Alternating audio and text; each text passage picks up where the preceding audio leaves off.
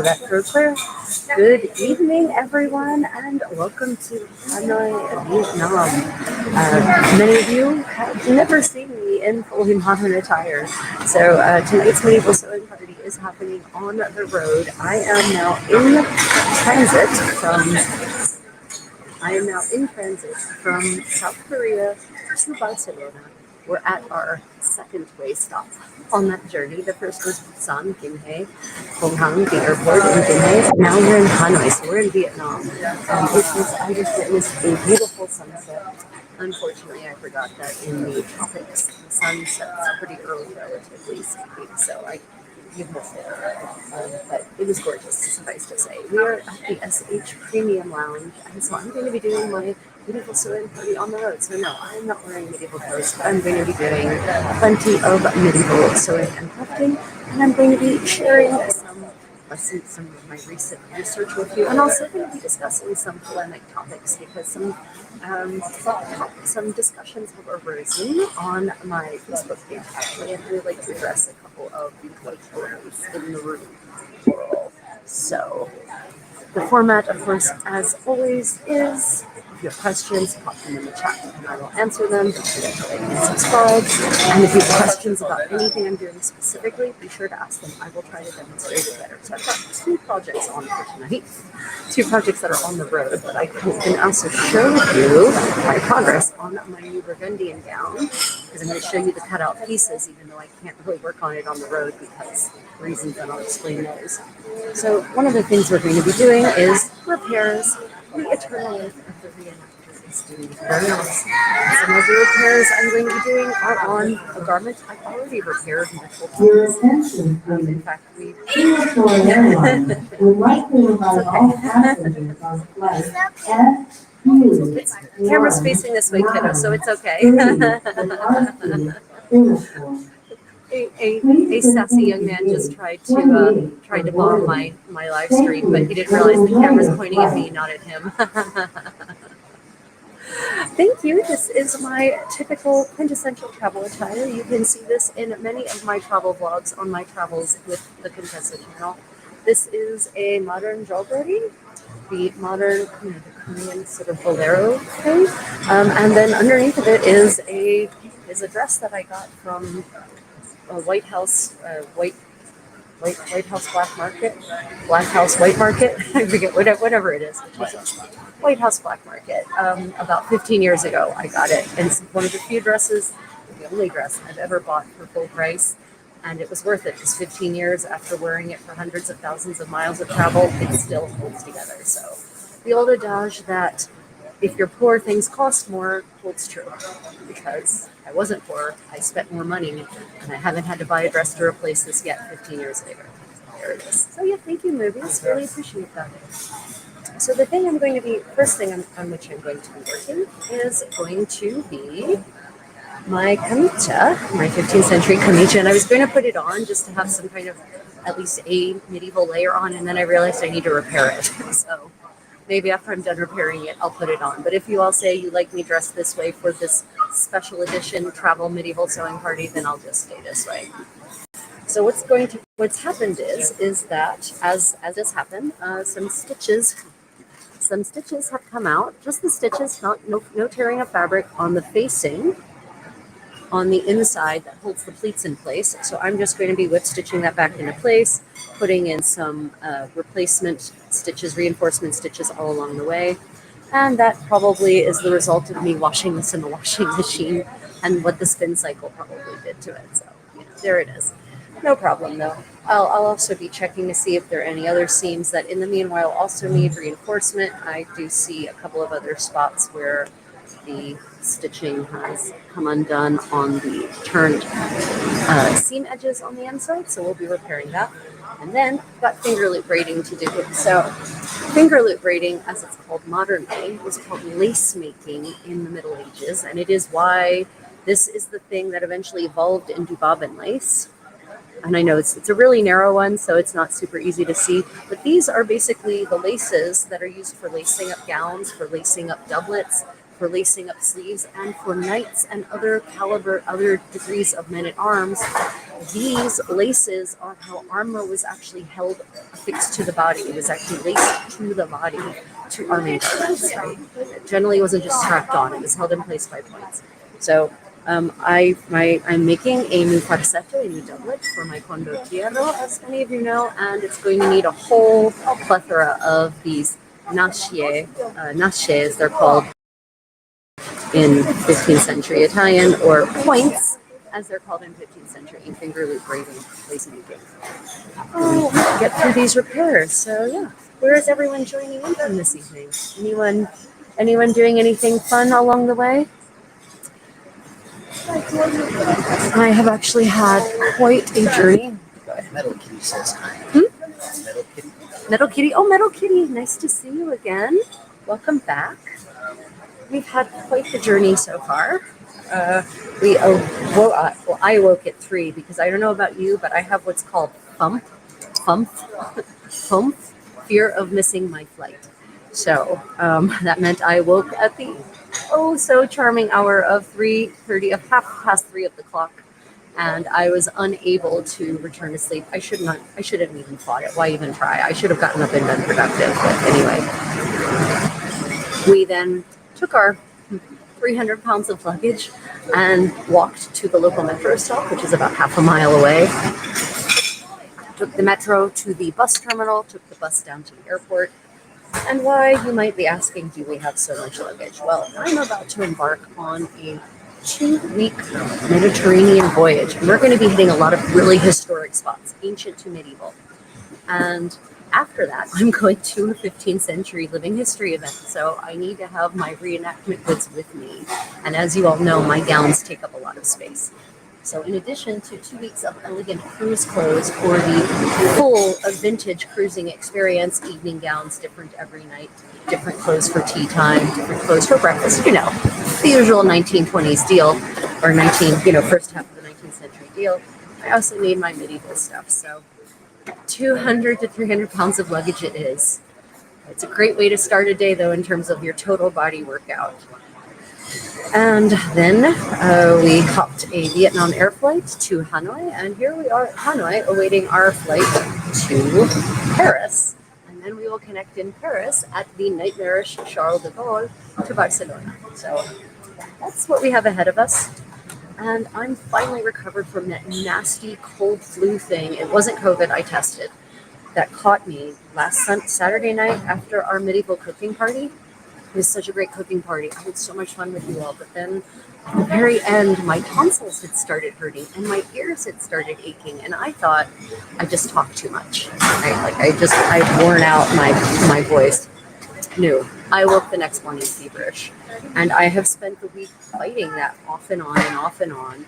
And I thought it was getting better. And then Thursday, I went and pushed myself by emceeing a luncheon. And then Friday morning, I woke up and had like a complete relapse, but thankfully drinking a lot of really powerful spices in my tea, including turmeric and cloves and cinnamon stick and black pepper, that helped. So now I'm back to my fully energetic self, everyone. Yay! Facebook watch is somebody from Australia and somebody from Las Vegas. So, Nora Log and Susie Woods. ooh, wait, Susie, is that you? Susie Woods. Oh, Susie Woods. Wait, no, different Susie. Sorry, different Susie. But Susie, thank you for joining us from Las Vegas and Australia. That is super cool. Where are you flying to next? Metal Kitty, going to Germany in 2 weeks. Metal Kitty. I will be in Germany in a little over 2 weeks too. We could possibly rendezvous depending on what. Yeah. Right. Okay. So yeah. So here are my travel plans for the next couple of weeks. If any of you are going to be in any of these places at the same time, I would be totally happy to meet up. We would love to actually meet you face to face. So from Paris, we are heading to Barcelona, and then Monday midday, we will be embarking on Cunard's Queen Elizabeth. If you don't know anything about Cunard and Queen Elizabeth, check out my travel channel and my Queen Elizabeth or my Cunard playlist, and you will just, if you're a lover of vintage, you will ooh and ah. We are then heading to Greece, and what's our itinerary? Heraklion. Okay, so our first port is Heraklion, which is Crete.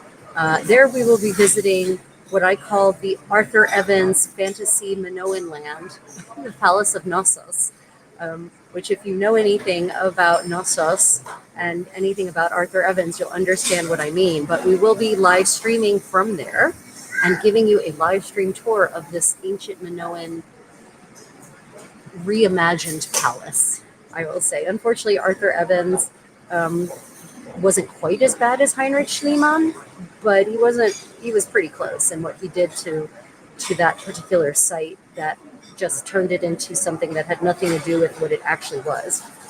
Either way, we're going to give you a tour. Metal Kitty's going to be southeast of Heidelberg. Oh, very cool. Well, we might very well be able to rendezvous. We will be generally our first week will basically be spent in the greater Frankfurt area. But it's Heidelberg. I haven't been to Heidelberg in forever. And Metal Kitty, if you would like, I would love to meet up in Heidelberg. I lived and studied there for a year. And I'd be happy to give you the Contessa tour of fantastic historic sites, some of which are definitely not on the standard tours. Yeah. So we'll be going to Heraklion. And then we will also be hitting the ancient history, the archaeology museum there, because that's where a lot of the Minoan frescoes are and the Minoan statuettes. So it's going to be really exciting. So if you're interested in ancient Bronze Age culture, specifically Cretan culture, what we call the Minoan culture, then definitely stay tuned for that. That's probably going to be on my travel channel, though, not this channel, for reasons. Facebook gets really angry with me if we cross streams. It's stupid. Anyway, especially because my travel and my living history activities intersect pretty damn heavily, but algorithms for the loss.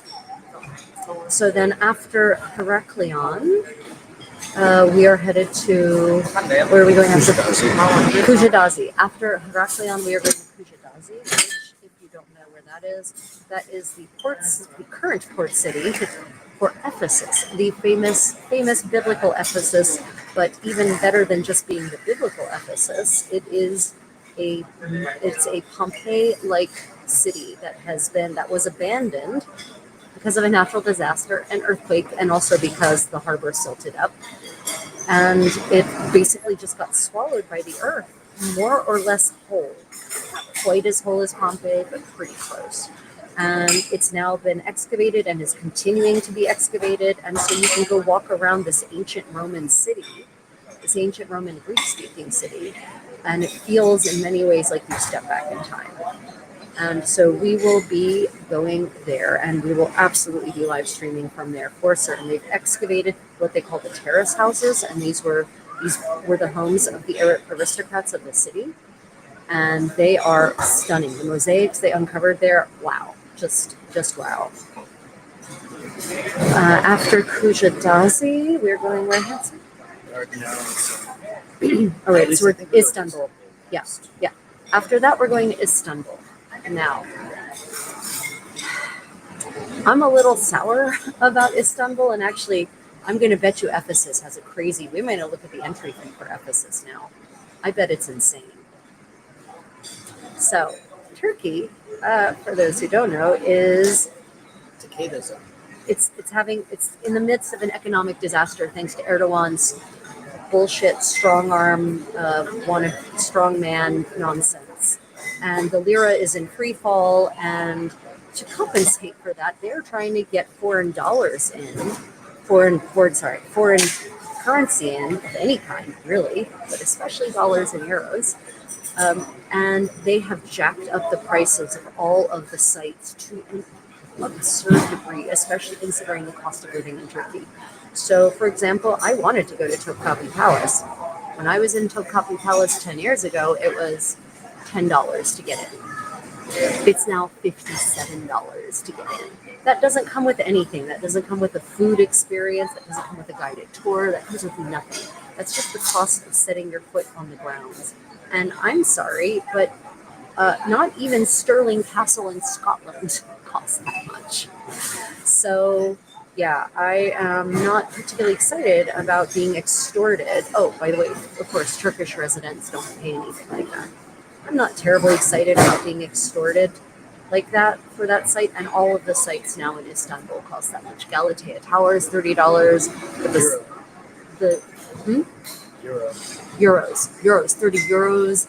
The ancient, the Constantine cisterns are how much? Like 30. 30 euros. It's The Maiden Tower, The- 30 euro. yeah, it's absolutely ridiculous. And I just, I've actually seen all of these sites, so I was just excited to go back and see them again after all these years. But I get really oppositional defiant when people start trying to extort money from me. It's the same reason I never went to Russia, even before Putin ruined it, or ruined it more, because the tourist visa for Americans to go to Russia was the most expensive. It was basically the screw you for winning the Cold War tourist visa, and so I wasn't going to pay that nonsense. Germans had to pay 50 euros. Americans had to pay at the time 200 euros. I'm like, no, I'm going to your country to spend money. I'm not going to also pay just to set foot on your lands just because you lost the Cold War. So, yeah, I do get oppositional defiant like that.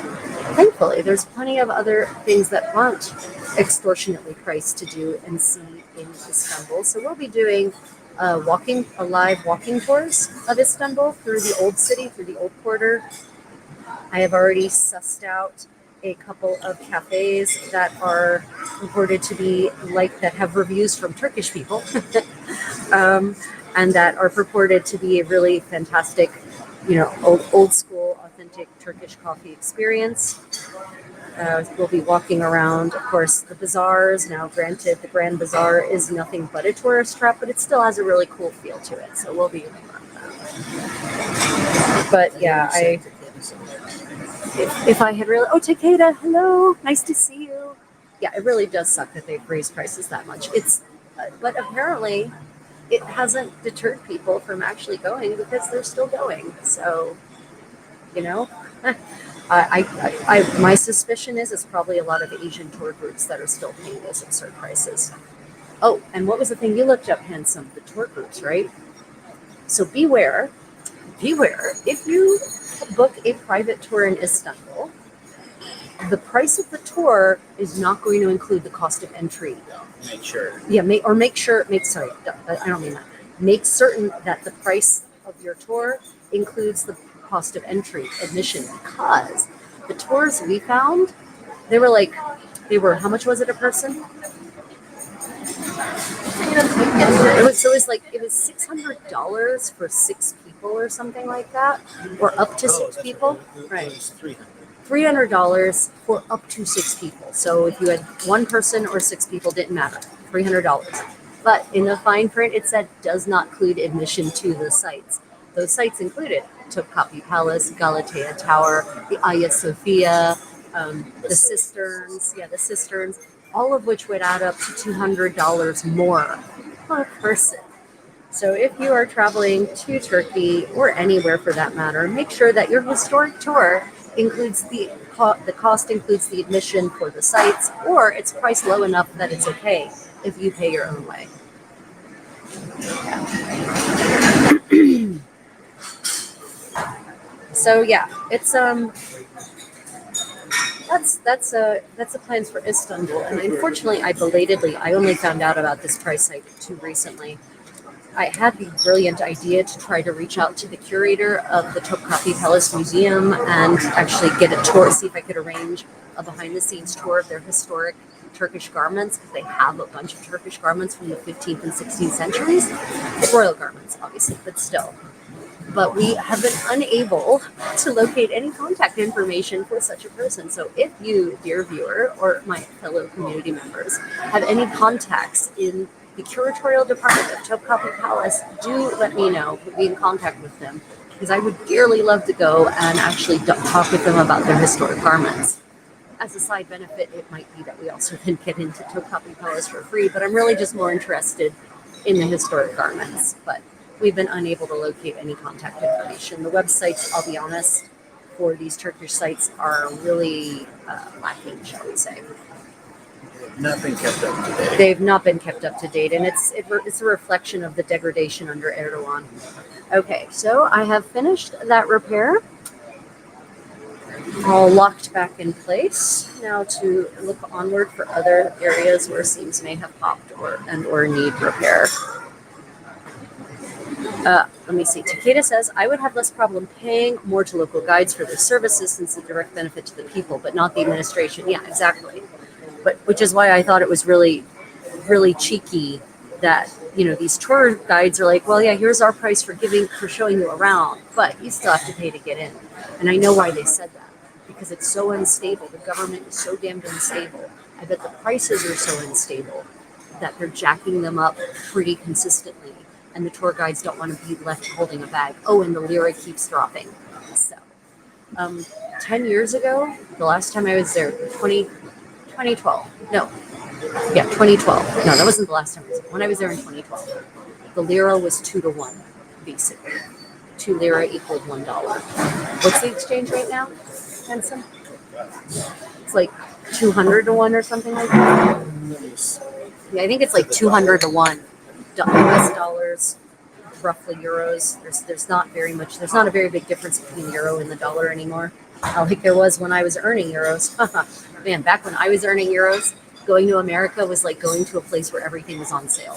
$1 is 41 liras. Yeah, sorry, not 200, but still, $1 equals 41 lira. So we went from 1 to 2 to 1 to 41. Remember the Yeah. how much was Top Coffee cost? 55 euro. Yeah, it was 55 euros. 2,676 lira. Yeah, so that would be 2,776 lira. 676. In 2012, it was 20 lira. Yeah, so good job, Erdogan. Way to crash a country that was doing pretty well economically. Yeah, oh, and the Hagia Sophia, some of you have heard me say, they have turned it back into a mosque. It was not built as a mosque, ladies and gentlemen. It was built as a church, but it spent a long time as a mosque. But then Ataturk, God bless him, Erdogan's trying to erase Ataturk, by the way. Ataturk, of course, was a secularist, and rightfully so. And so he and actually it wasn't even him. It was the last sultan. One of the last sultans was the one who had the excavations done on the beautiful Byzantine mosaics, right? The Theodoric mosaics. And then, Ataturk said, well, this shouldn't be a mosque anymore. It should be a museum for everyone, for all faiths. And that is the Hagia Sophia that I loved. It was an Hagia Sophia that embraced all of its phases and embraced all of its history and all of its splendor. And now they've turned it back into an active mosque, which I wouldn't object to per se, except that they modernized it. They laid modern carpets across the ancient Roman floor. They put modern stained glass windows in the ancient windows. They hung these hideous and blinding electric chandeliers everywhere. I think on purpose, because they don't want people to look up into the gallery, the second story gallery, and see the mosaics. Because of course they're sacrilegious according to certain tenets of Islam. So yeah, I literally cried when I went back to the Hagia Sophia in 2021. I mean it, 2022. I literally cried. I'm not exaggerating. Tears were flowing. I was so heartbroken by what had been done to it. So yeah, but at least then it was free. But now it's not free anymore for so-called non-believers, as they phrase it. Yeah, and other controversial things that I will probably say in the course of this medieval sewing party live stream. So after Istanbul, okay, but this is what I mean by so I'm torn. On the other hand, my community, I did want to share Topkapi Palace with you. We were going to live stream from Topkapi Palace, and it has some amazingly beautiful sections, even though pretty much all of the furnishings are gone. And the museum itself has extant garments from the 15th and 16th century on display. So I had wanted to share that with you, but it would be $110, $20 for us both. And it's not even the money, right? It's not about the money. It's about the extortion. Is what it's about. Like, to support that, grates against my very being. Especially living in a country like Korea where access to the royal palaces, which by the way are being continuously reconstructed and maintained, is nominal fee. It's like $1.50 to get into each palace. So I $1.50 to get into a palace with massive grounds that are also expensive to maintain in the heart of Seoul, no less, or $57. In a country where the cost of living is way lower than Korea, oh, so I am kind of torn. My dears, my friends, yeah. And my condottiero never got to go, and I don't remember why. Actually, I do. I remember why, and the reason is embarrassing. Actually, do you remember why you ended up not getting to go? No. We were working on our 1560s Italian clothing for the Elizabethan ball on Queen Elizabeth. Yep. And we said we would get back to Istanbul because we lived in Germany at that point, and by all accounts, it should have been easy, honestly. Didn't have handsome. But we missed our opportunity. Yeah. So, yeah. After Istanbul, where are we going next? Back through the Dardanelles. And then I think after that is Mytilene.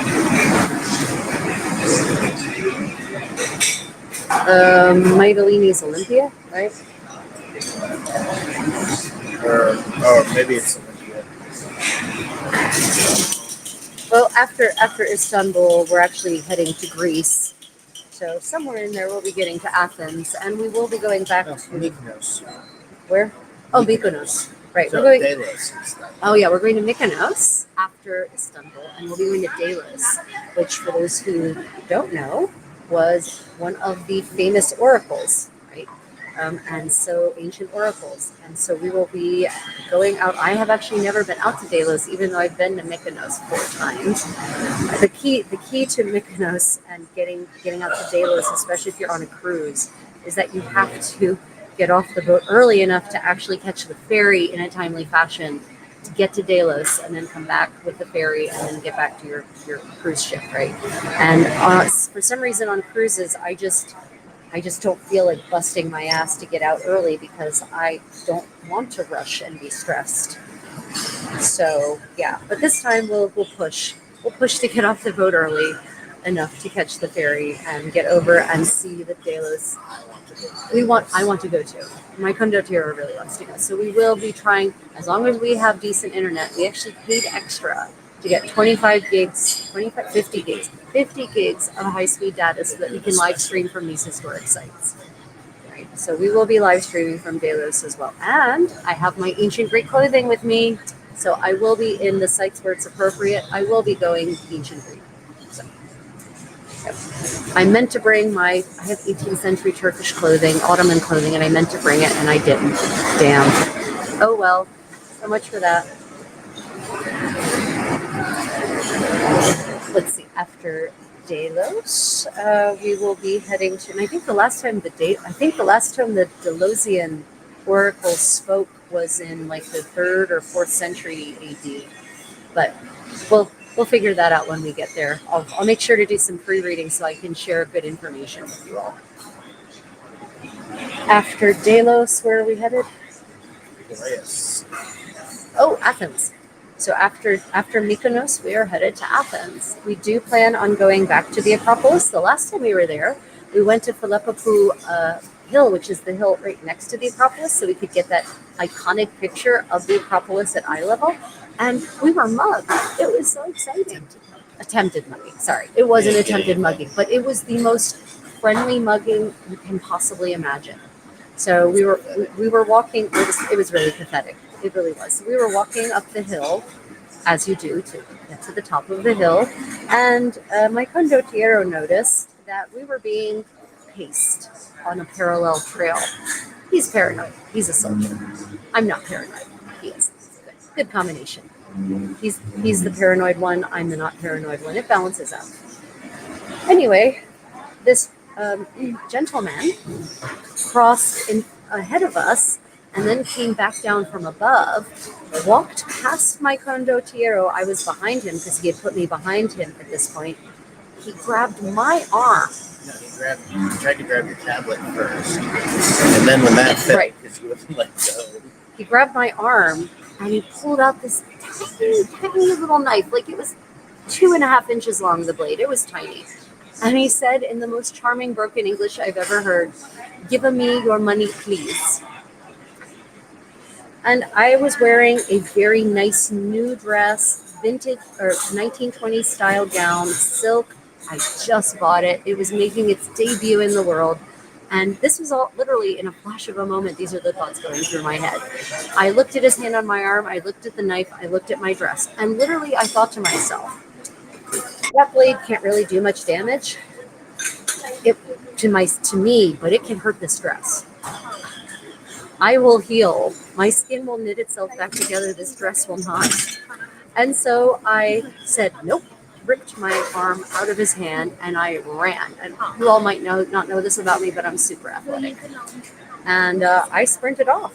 And my condottiero, the so-called mugger, was so shocked that he didn't know what to do. He probably never encountered tourists who would respond in such a manner. And my condottiero, also being surprised by my action, shrugged and ran off after me. Now, what followed was the more disturbing and interesting thing, because we immediately descended the hill, and having seen other tourists up there who were by themselves, we realized that this predator was probably going to find some soft pickings. We were not him. So we went and found the local police. We literally just walked down to the bottom of the hill, and immediately this flock of Athenian police pulled up on motorcycles, and we waved them down. And what followed is the most unbelievable conversation I've ever had with policemen anywhere before. We flagged them down and we said, you, sir, we need to report a crime. And he pulls up, they pull over, they stop, they look at my condottiero, who's wearing a Panama jack hat, not a cowboy hat, a Panama jack hat. And they look at him and they say, "Are you from Texas?" And I said, "Wait, what? No, there's a mugger on the hill. He assaulted us and pulled a knife on us. There are people up there who are probably going to be hurt." And he said, and meanwhile, Ryan had answered, "Well, no, I'm not from Texas. I'm from Seattle." But the mugger, and then they said, "I've never been to Seattle. What's Seattle like?" And we were so baffled. We finally got him to focus on our report. And he said, okay, so you said there's a mugger. I said, yes. He said, was he swarthy? Did he look Algerian? I'm like, no, he looked Greek. He didn't look like, he tried to basically make it sound like it was some kind of illegal immigrant who'd come into the country and was assaulting people. Basically, at the end of it, he said, okay, we'll go look into it. They didn't. They drove off in the completely opposite direction. So I talked to some of my Greek friends about this, and they said, yeah, that's pretty typical for the Greek police. Oh, that's great. That's nice.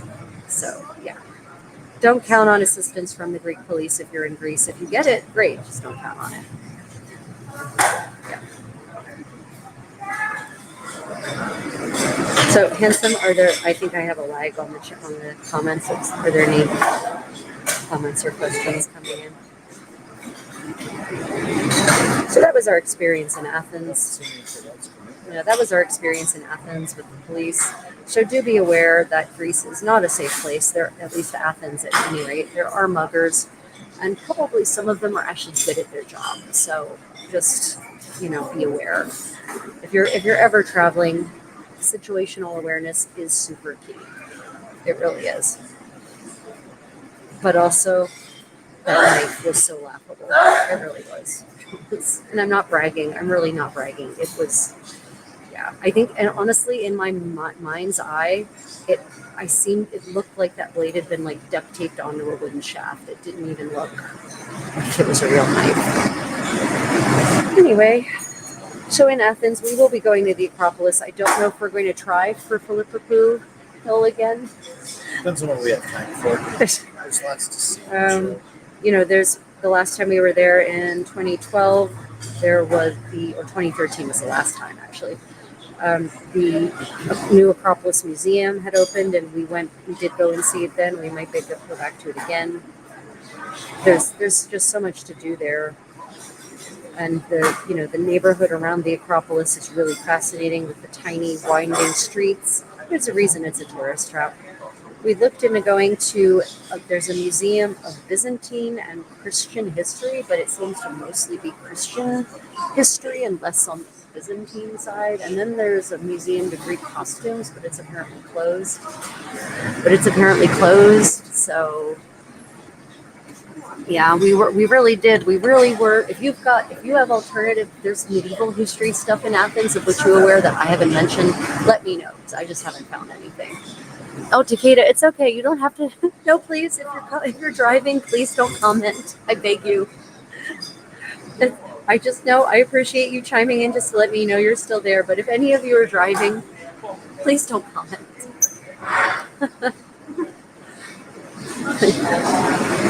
Please stay safe. Safety first, and all that. Yeah. So if you know of any medieval history sites in Athens that would be of interest, you think would be of interest to me, then do let me know. Otherwise, Athens is basically, it's a lot of ancient history stuff, which is fine. The Acropolis is a tourist trap for a reason. It's worth it. And they have been doing restoration work as far as I know. So, yeah. Did you see we had a live spectator? Did you see? The lady was there. She was watching. Oh, right. Yeah. We actually had a live spectator. I might be transitioning to a live format. Should have asked her if she had questions. So after Athens, we shall be going to... Sorry, I thought my condottiero would have looked up the itinerary by now. I thought I'd Katakolon. Then it's Olympia. Katakolon? Okay. Katakolon is... That's our last one. That's Olympia. That's Olympia, right. Okay. We're not going to Mytilene this time. Right. Okay. I keep thinking we are. Yeah. But Okay. we are not. So, yeah, then we're going to Katakolon, which might be pronounced Katakolon. Maybe Katakolon sounds more Greek to me, actually. Well, Katakolon sounds more Greek. But Greek is not one of my languages, so I'm not even going to pretend to know that's correct.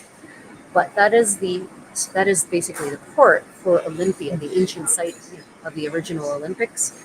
But I'm not certain whether we will end up getting out to Olympia or not. It's not, as sites go, it's not very interesting in and of itself. There isn't much left, and it's mostly about the bragging rights, right? I've been to the original site of the original Olympics, but yeah, we'll see. I might have my condottiero dig in to see what other things there might be. The last time we were there, we actually went to the beach, to the craggy, beautiful Clearwater beach, and we touched a moray eel. Yes, you heard me correctly. I touched the moray eel. So there was a tidal pool, and the moray eel had gotten wedged between two rocks because the tide went out and the water was like only this deep. And the moray eel was just stuck between these two rocks. When the tide came in, I'm pretty certain it was going to buoy him up, but he was stuck there. It was like he was in a moray eel sling, perfect for the petting. And so I pet the moray eel. Yes, that's right. One of my favorite memories from traveling, petting moray eels in the wild. How many people do you know that have successfully, without any harm to themselves, pet a moray eel? I'm going to bet the number is now 1. So maybe we'll go back and see if I can pet another moray eel. But, Greece is just such a beautiful country just from the terms of the landscape. So even if we go to some of these places and just walk around in the natural beauty of, especially the beaches, I love the ocean. Even sometimes that's just enough. Not every stop on a cruise has to be of great historic import. Sometimes it can just be the beauty of the place. It's not a learning experience we failed. Well, I learned something about petting moray eels. Make sure they're wedged in rocks.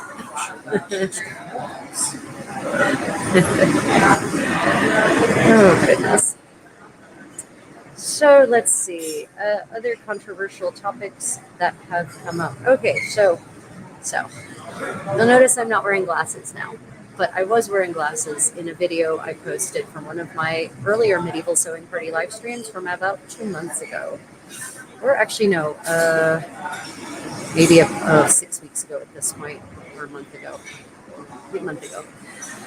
And I was wearing glasses because normally I wear monthly contacts that I actually wear for longer than 1 month at a time. But then by the time I get to 3 or 4 months, don't judge me, my eyes need a break, and usually need a good 7-day break. And so that during that particular live stream, I was wearing glasses because I needed to give my eyes a break. And I don't wear glasses often enough to, in my opinion, to make the expense of investing in custom-made medieval spectacles worth it. Also, I wasn't wearing my glasses at an event. I was wearing them during a medieval live stream in which I was doing a medieval craft dressed in medieval clothing, but talking about history from a very modern perspective. Oh goodness, I'm sorry. That announcement is probably coming in really loud. They don't usually make announcements at this lounge. Okay, announcement over. Right, so I personally don't think there's anything wrong with, especially a live stream where I'm not pretending to be a medieval person in a medieval time and place, with wearing modern spectacles for the sake of giving my eyes a rest and actually seeing. This was a live stream. I needed to see the chat. I actually didn't need to see my hands. I needed to see the screen, which was far enough away that the chat would have been too small for me to actually interact with you all. But I spun off a short from that in which I discussed the origins of lace making while I was making a lace. And I posted that because I thought the information, and in fact the information was good and interesting about the origins of lace making and why laces are laces. And I also knew, and this is sad, but here it is, I knew that by posting a video of me doing a medieval thing in medieval clothing, or a Renaissance thing in Renaissance clothing, depending on how you define medieval versus Renaissance, I knew that it would trigger a polemic, because I knew there would be a certain subsection of the reenactment community who would take great umbrage to me wearing modern glasses. And so I posted it knowing that it would in fact trigger engagement, and this is the terrible toxic world in which we live. It did in fact trigger engagement, lots of it. And so I just wanted to address this topic. Authenticity is a spectrum. What you define for your group as being authentic enough is perfectly acceptable. It's your group. You can gatekeep it as you wish. What you define for your reenactment event, for your living history event, for your whatever kind of event, whatever your parameters are for your event, it's valid. And I support you to do that for your event. What I do not support is one reenactor telling another reenactor that they're not authentic enough for their standards. Because authenticity is a journey and it is a spectrum, and you can never get perfectly authentic. Never. Ever. And let me tell you why. Unless you travel back in time and bring clothing forward that was actually made in, say, the 15th century, your 15th century reproduction will not be truly authentic, because the cultivar of sheep that we have now are not the same as the ones that they had. They're not exactly the same. They've been selectively bred continuously since the Middle Ages. The dye stuffs that we use, even if you do a medieval dyeing method using a so-called medieval dyeing plant, those plants have probably evolved past what they were in the Middle Ages, either selectively or just because of natural selection, human selection or natural selection. The looms that you're using are not going to be perfectly authentic, because in some cases we have to conjecture what certain parts of those looms actually entail. But more specifically, the wood that you're using comes from a different cultivar of tree than they probably had. Like, you can just get going at the level of depth, right? Are you using machine woven fabrics? Oh, well, I'm sorry, that's not authentic enough. Did you clean your teeth with urine? Did you clean your teeth with urine? Right. Or are you wearing the kind of cosmetics that a woman or a man from your era and impression would have worn? Do they contain white lead like they should, or red lead like they should? So, this is what I mean by you get to define your level of authenticity, but don't ever tell me it must be perfectly authentic. No, no, no. You must define what is authentic enough for you, but that is authentic enough for you. And I know that's going to alienate some people from my community, but if we can't embrace the idea that people should be allowed to choose their own level of authenticity and still be counted as a fellow reenactor, and if we, can't embrace those differences and actually be encouraging of each other in our journey, in our quest for more perfect authenticity, then this isn't the community for you. It just isn't. I foster an encouraging approach, and also in certain contexts, perfect authenticity isn't required. A live stream where like my tapestry is halfway falling off the wall and you can clearly see the modern wall and I'm talking like a modern person, I'm not reenacting anything in that moment, right? I'm recreating a medieval craft, but I'm not reenacting. So it's okay if I wear glasses. For me, it's okay if you don't think it's okay for you, but don't ever tell me that you're perfectly authentic, because you're not. Also, a lot of reenactors who want perfect kit, in quotes, by the way, imperfect kit, a lot of those reenactors will then go to a reenactment and do things that are not perfectly authentic. For instance, they will go to a War of the Roses event, and then there'll be a musician there playing 1580s French music for a dance called a brawl. And they're dancing these brawls, but those brawls didn't exist. We have no evidence, zero evidence of them existing in the 15th century during the War of the Roses, and certainly not in England, as it was pronounced, by the way, in 15th century English. England was not pronounced England. In many parts of England, it was pronounced England. So someone criticized me for that, because they think that English apparently hasn't evolved at all in the 1,000+ years of the language. Anyway, so yeah, there's also authenticity of activity and authenticity of other senses, the authenticity of smell, the authenticity of taste, the authenticity of hearing, the authenticity of action. So, what is authentic enough for one person is not necessarily going to be authentic enough for another, and what matters in terms of what should be authentic or not will differ from person to person. Suplex says, I've worked in museum and heritage for 20 years and stumbled upon you. I'm Robin from Scotland. Solplex. Oh, sorry. I thought it said suplex. Solplex, welcome to my community. Thank you for joining. And that's very cool. Do you work for what is it? Scotland Heritage? Scotland Heritage. I have friends who get hired by Heritage Scotland or Scotland Heritage to play authentic music, and actually authentic music in Scottish castles. Scottish Heritage, right? Right. Scottish Heritage. You might know them, Gaida, Chris Elms, and Kate Webb. A lot of their music ends up being the soundtrack for my polished and finished videos on a variety of topics. Yeah. Welcome to my community, Solplex. Historic Environmental Scotland. Aha, yes, okay, yes. I know they've definitely played for Historic Environment. That name definitely rings bells for me.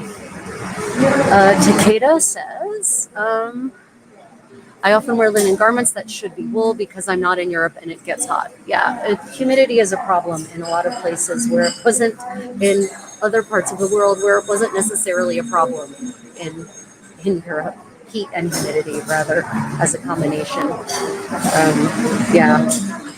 And the thing is, I think the other problem is that, when it comes to wool, actually there are wools that are very, very light and would breathe perfectly fine in heat and humidity.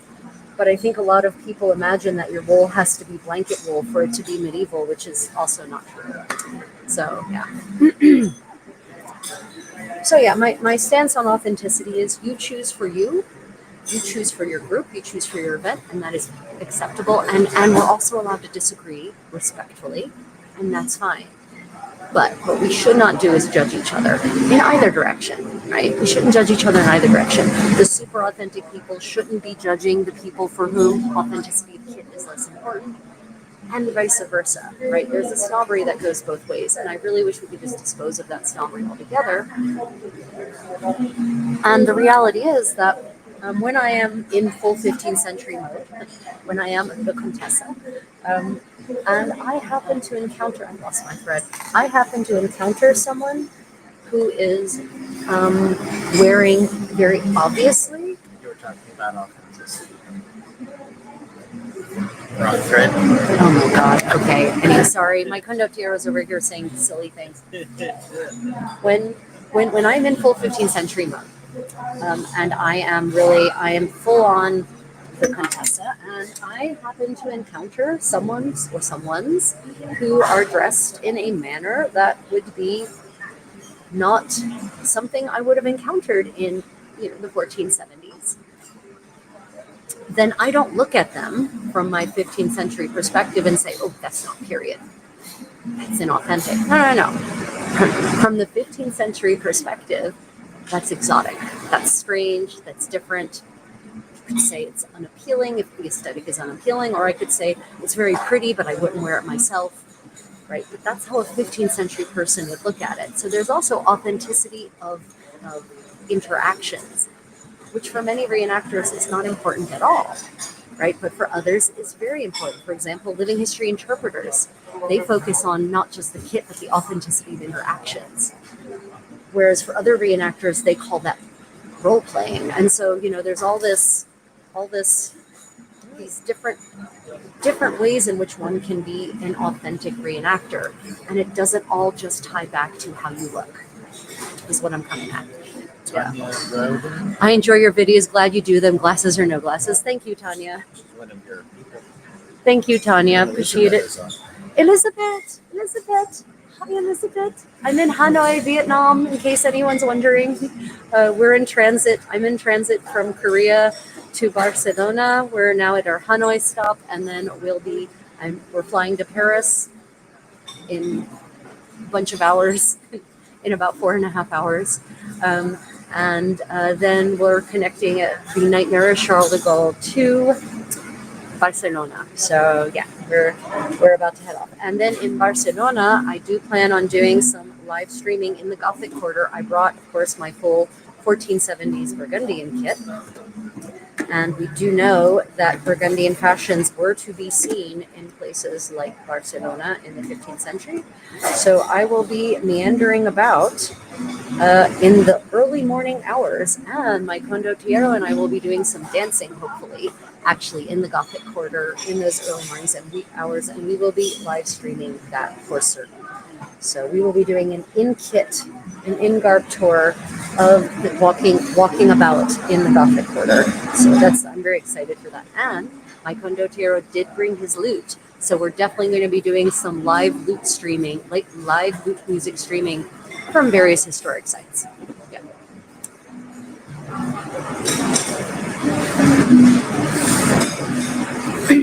Yeah, I think on the topic of authenticity, I also think people who only live in one place and live in a place that is historically where those clothes actually evolved, they might not understand how people in other places like Florida might not want to wear wool.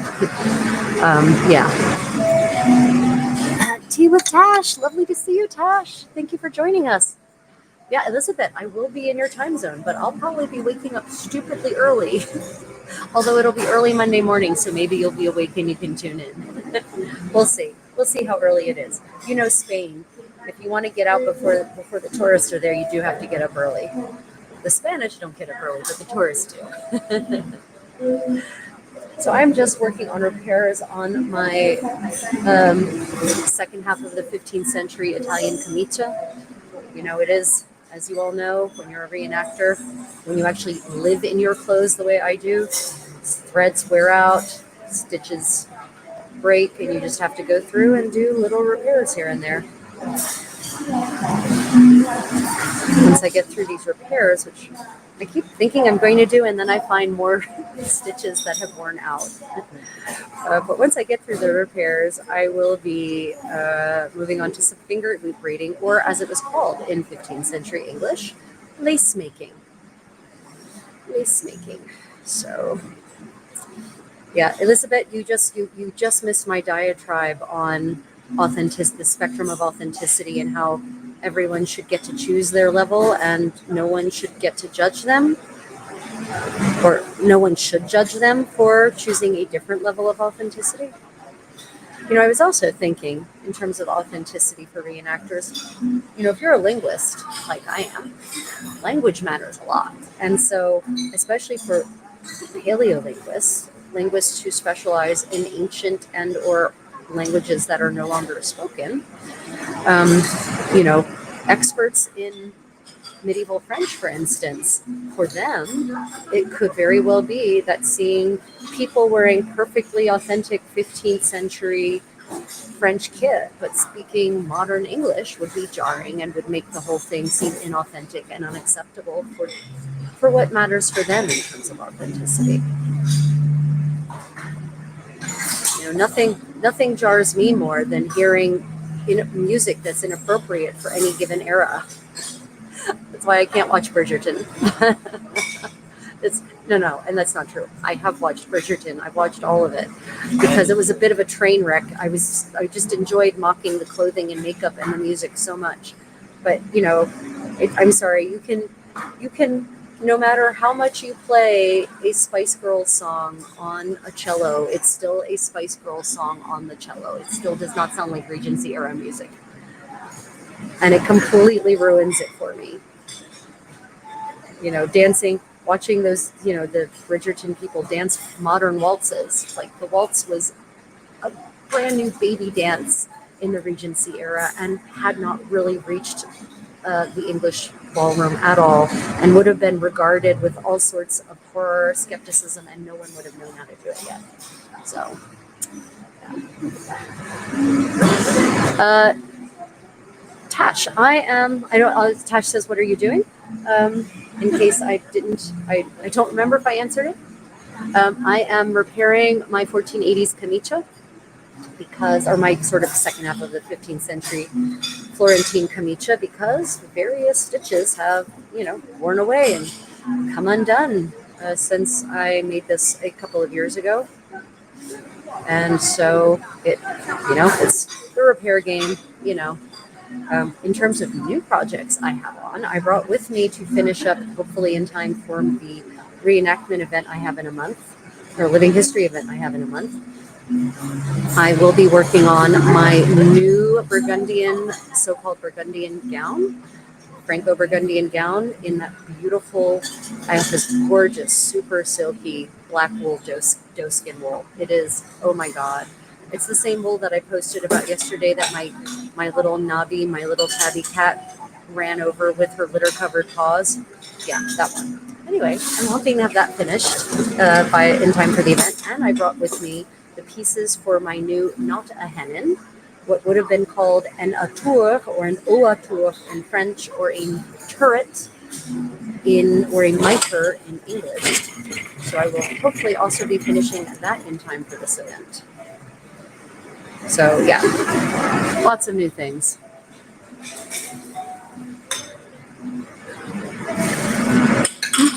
Oh wait, I missed. Pensum, could you tell me what comments I missed?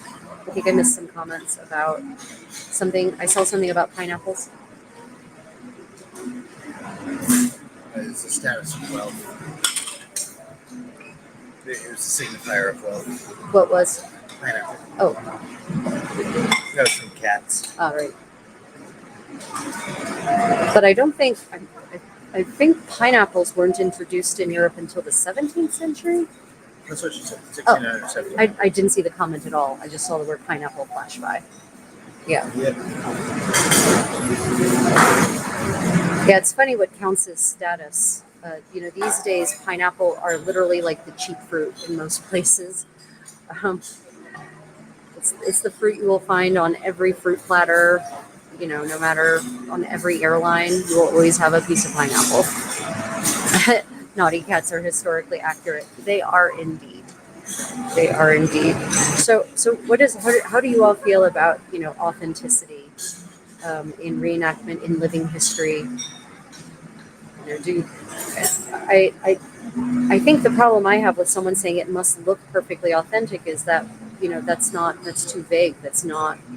That doesn't actually give you parameters. You can say it has to pass the silhouette rule at 10 feet, or it has to look perfect at 5 feet, or it has to look perfect at 1 foot, or the microscopic level. Like, what do you mean by it looks perfect?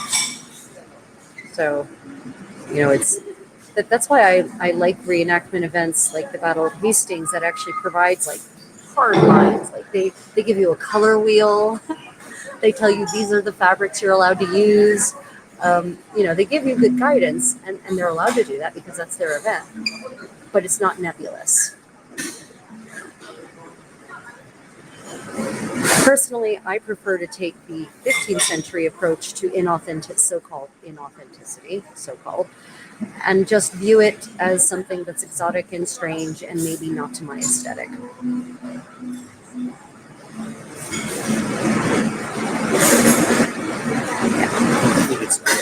I think it's not achievable. Yeah. Yeah, I will, especially when you start, like, as I said, you joined late, as I said earlier, and I'll just repeat this for the latecomers, what do you mean by authentic? So are the cultivars, is that wool? Does that wool come from a sheep that existed with exactly that genetic code in the Middle Ages, in your period, in your era of choice, your era and place of choice? What about the woad that you used to dye it using medieval methods? Is that the same cultivar of woad that was available? Or has that actually, or not even the same cultivar, has it evolved past what it was? Does it have different properties now than it did? That fabric that you're wearing, is that machine woven, or was that woven by hand on a loom that is a replica of a medieval loom? Was the wood out of which that loom was made, does it come from trees that existed in that form in the Middle Ages? It's, there's just, you can approach it. I think we can get echoes of authenticity. And certainly perhaps you can get a superficial aesthetic, but, there's always a next level you can achieve. Again, perfect authenticity can only be achieved with a time machine that allows you to travel back and bring things forward. But then we get into the theory and physics of what a time machine might be and whether it might not just be a suicide machine.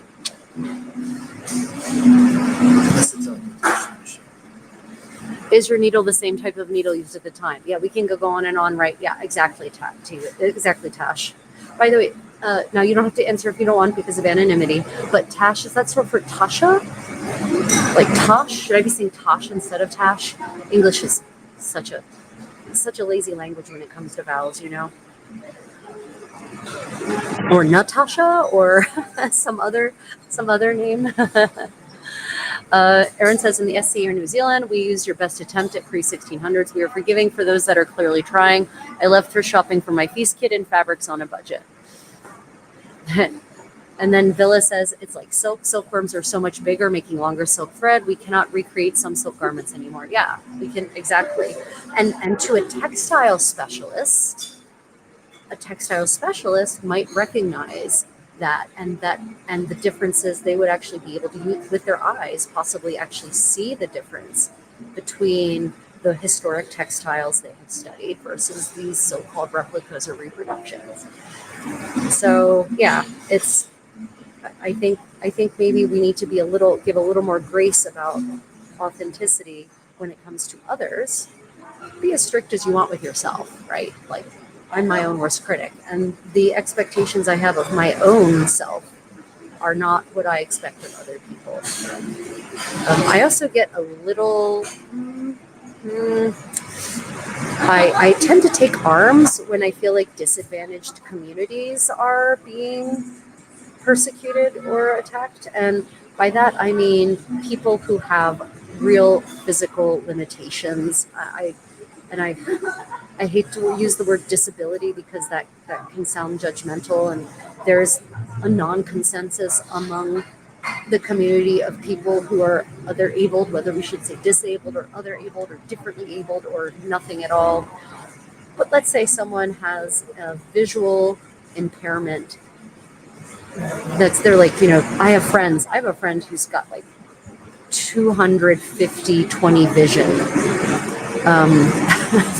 And his glasses are Coke bottle glasses. He tried to have medieval frames made for his glasses, and it just didn't work. And they couldn't using medieval methods of affixing them to his nose. It didn't work.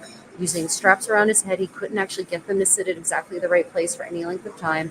And so he was basically blind if he went without glasses. So does that mean those people shouldn't be allowed to participate in events? Because, I mean, what about people who have to have mobility devices, right? Are you going to pay for them to have a horse-drawn carriage or a sedan service for events? If they're paying for a person. Right? It's, I feel like we should be more inclusive, not more exclusive. And again, there's different kinds of events, right? Like there's a difference between you're trying to do an authentic recreation of the Battle of Hastings and you're recreating a feast in, a wedding feast, and you've invited guests, the wedding feast of Margaret of York, and you're inviting guests. Right? There are ways to disguise mobility devices, and I think they should be disguised, and maybe with help. But to say you're not allowed to bring if you need a mobility device, you're not allowed at this event. I don't agree with that. Okay, thank you, Tash. I've been.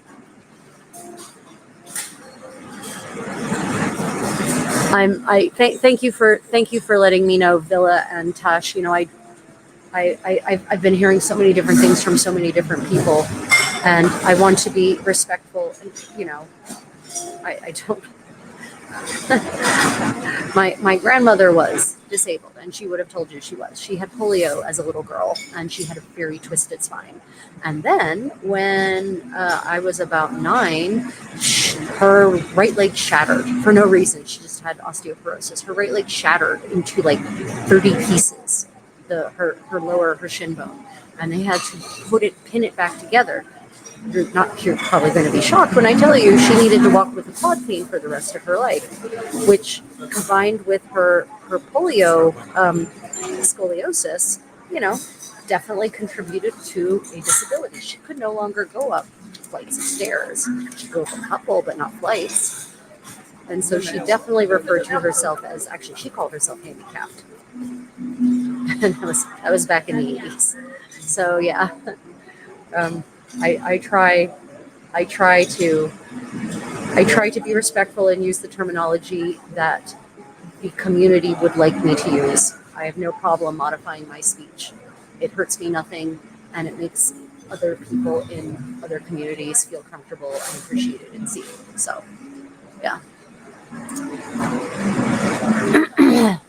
Renata, okay. Loads of names. Okay, Tash. Okay, then I'll stop calling you Tash because that's terrible. Or Tash is a nickname for your last name. Tash, what would you prefer? Tash or Renata or another name? Just let me know. Let me see. Villa comments that there's an Asian silk dress, in quotes, garment, that weighs a few grams. People within a few hundred years couldn't make something so light out of silk then, let alone now. Wow, yeah. Okay, disabled. I will stick to disabled. Aaron says, as a wheelchair user, I try to turn my mind off to authenticity regarding devices that are needed. Yep, 100% with you, Aaron. And honestly, again, this comes back to use a little imagination. I feel like reenactors should actually naturally be a very imaginative people. Like, shouldn't we be? Because a lot of what we do requires conjecture and imagination to fill in the gaps, especially the earlier you go. 15th century, you need to fill in a lot of gaps. for clothing, for instance, because we just don't have a massive trove of 15th century garments for most parts of Europe. So you need to fill in the gaps. And so you need imagination for that. And that doesn't necessarily mean fantasy. I don't mean that you should just be inventing things out of whole cloth. It should be reasonable, informed conjecture. But my point is that reenactors should have imagination. And so it's no problem for me to mentally Photoshop the picture, right? I can just kind of add a glamour blur to things that aren't quite right for the picture, or I can attribute to be something wondrous and strange and surely a creation from some foreign court, and just move on. But especially for mobility devices and whatnot. But I've seen some really amazing cover-ups for mobility devices. Some really fun ones. Some really like, oh my god, that really makes it look like the sedan chair ones. You know, I've seen some really fun ways to make mobility devices less conspicuous, and I applaud those. But I also understand that there's a level of privilege that comes with the ability to obscure a mobility device. So I feel like it's more important that we include more people than that we have a so-called perfect look. Again, if you're being paid to put on a performance, that's a different conversation, right? Because then you're being paid and there should be a very specific aesthetic. It's not the same thing as a living history event. But also, I mean, it would be really cool if we had sedan services at events. I don't know, Erin, how would you feel about being borne about in a sedan? I don't know. I would personally, my control freak nature might not allow for that.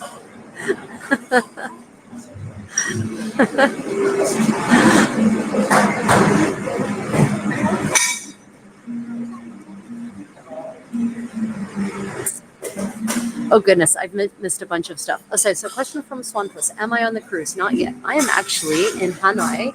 I am on my way to Barcelona. We will be departing in a couple of hours for Paris, actually. And then in Paris, we will transfer yet again and go the rest of the way to Barcelona. And then Monday we embark. That'll be Monday afternoon in Europe, Monday early morning Americas, Monday late night Asia. We will be embarking on Asia. So we're not there yet. So right now I'll show you where I am.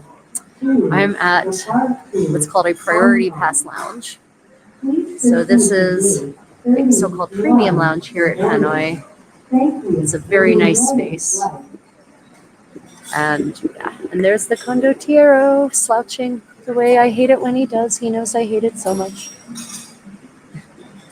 So yeah, that's where I am now, and we are just waiting for our flight. So I thought I would do a medieval sewing party with you all. That's why I'm dressed like this, because the only medieval garment I have in my carry-on is the one I'm fixing right now.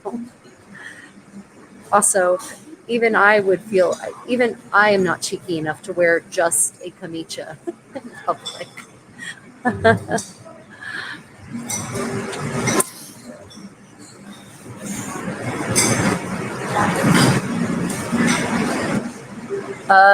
Your clothes are fabulous. Thank you. No, I did not make any of this. So yeah, this jogori is Korean, and I got it from Salmon Market in Daegu. It was actually a freebie. I got this for free because I commissioned another jogori made of rami, and that was super expensive. So she gave me this one as a freebie.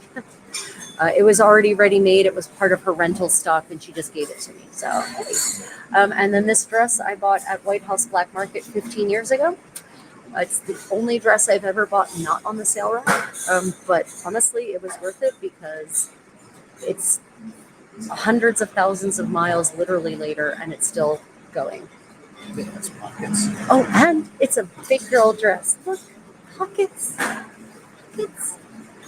And in fact, I've forgotten about things in these pockets for months and then found them again because I'm not used to having pockets. So yeah.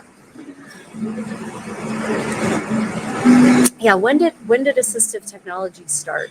So glasses seem to have been invented spectacles seem to have been invented in the 13th century in Venice, and they were initially, they figured out how to do concave or convex lenses for nearsight, for farsightedness. So people who were farsighted but needed reading spectacles or spectacles for up close work. Those were invented in the 13th century.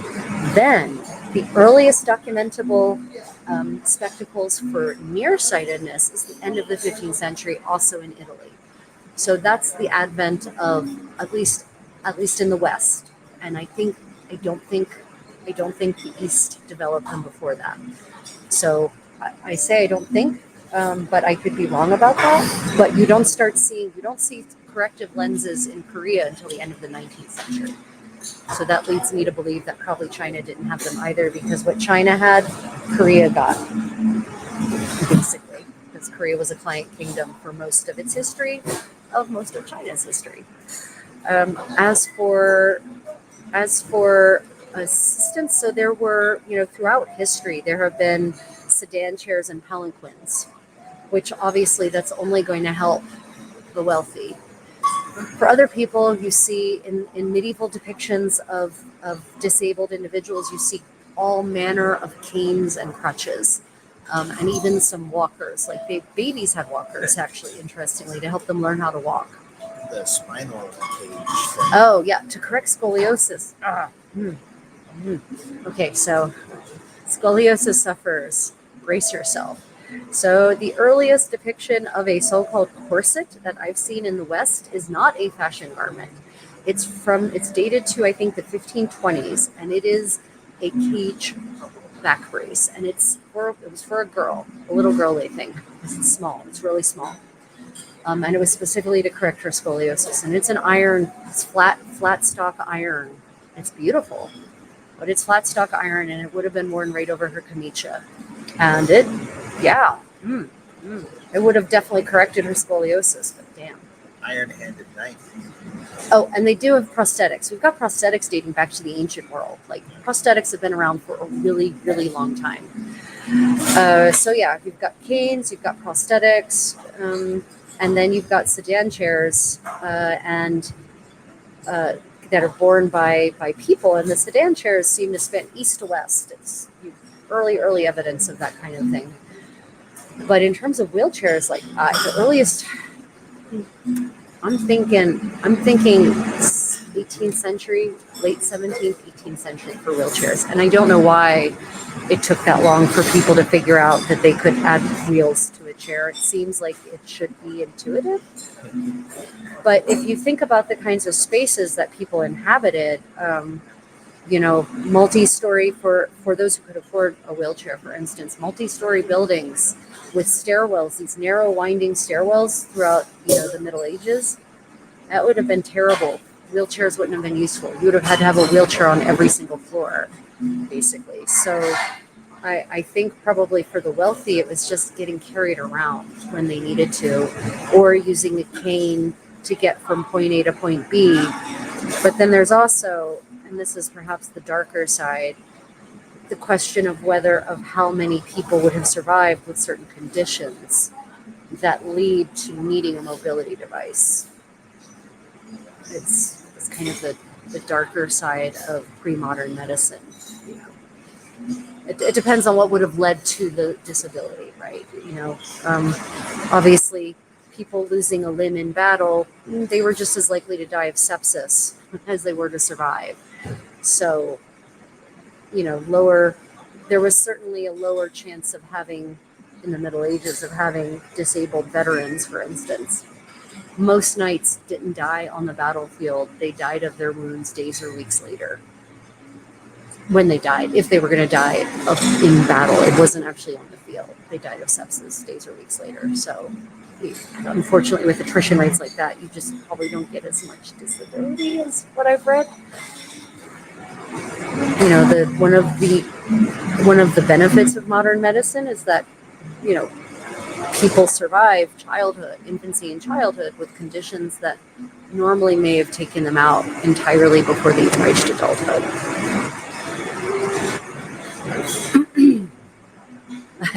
Erin says she feels sorry for the sedan bearers. Hey, but it's a total body workout. Sedanders. I mean, being born in on a sedan, what a way to go around an event, right? Like, seriously.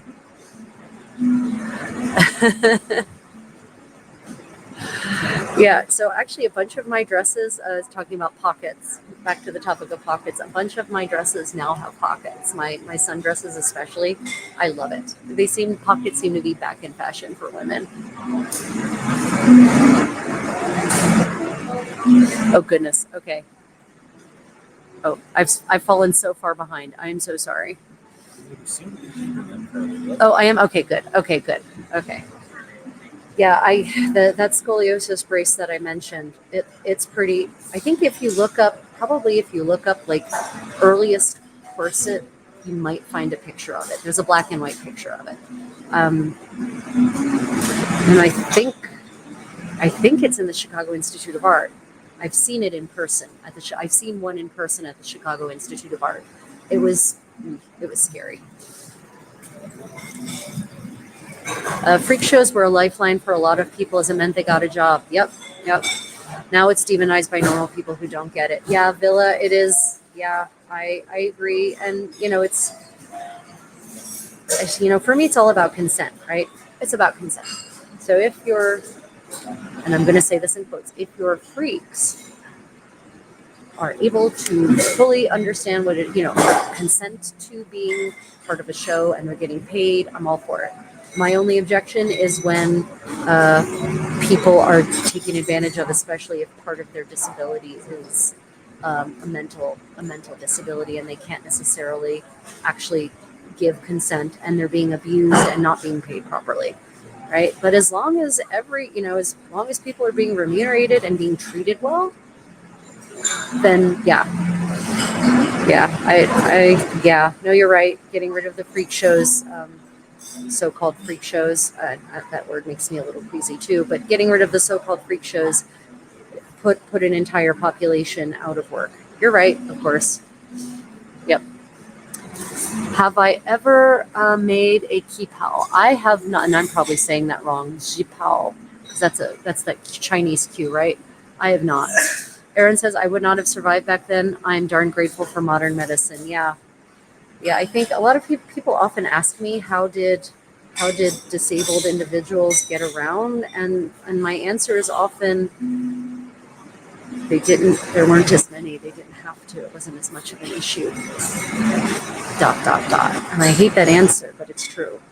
And you can see the disabled often in depictions of beggars, depictions especially of hospitals, charity hospitals. They'll often depict giving alms, right? The act of giving alms. And if you look at the people receiving the alms, they're in a pretty tragic state.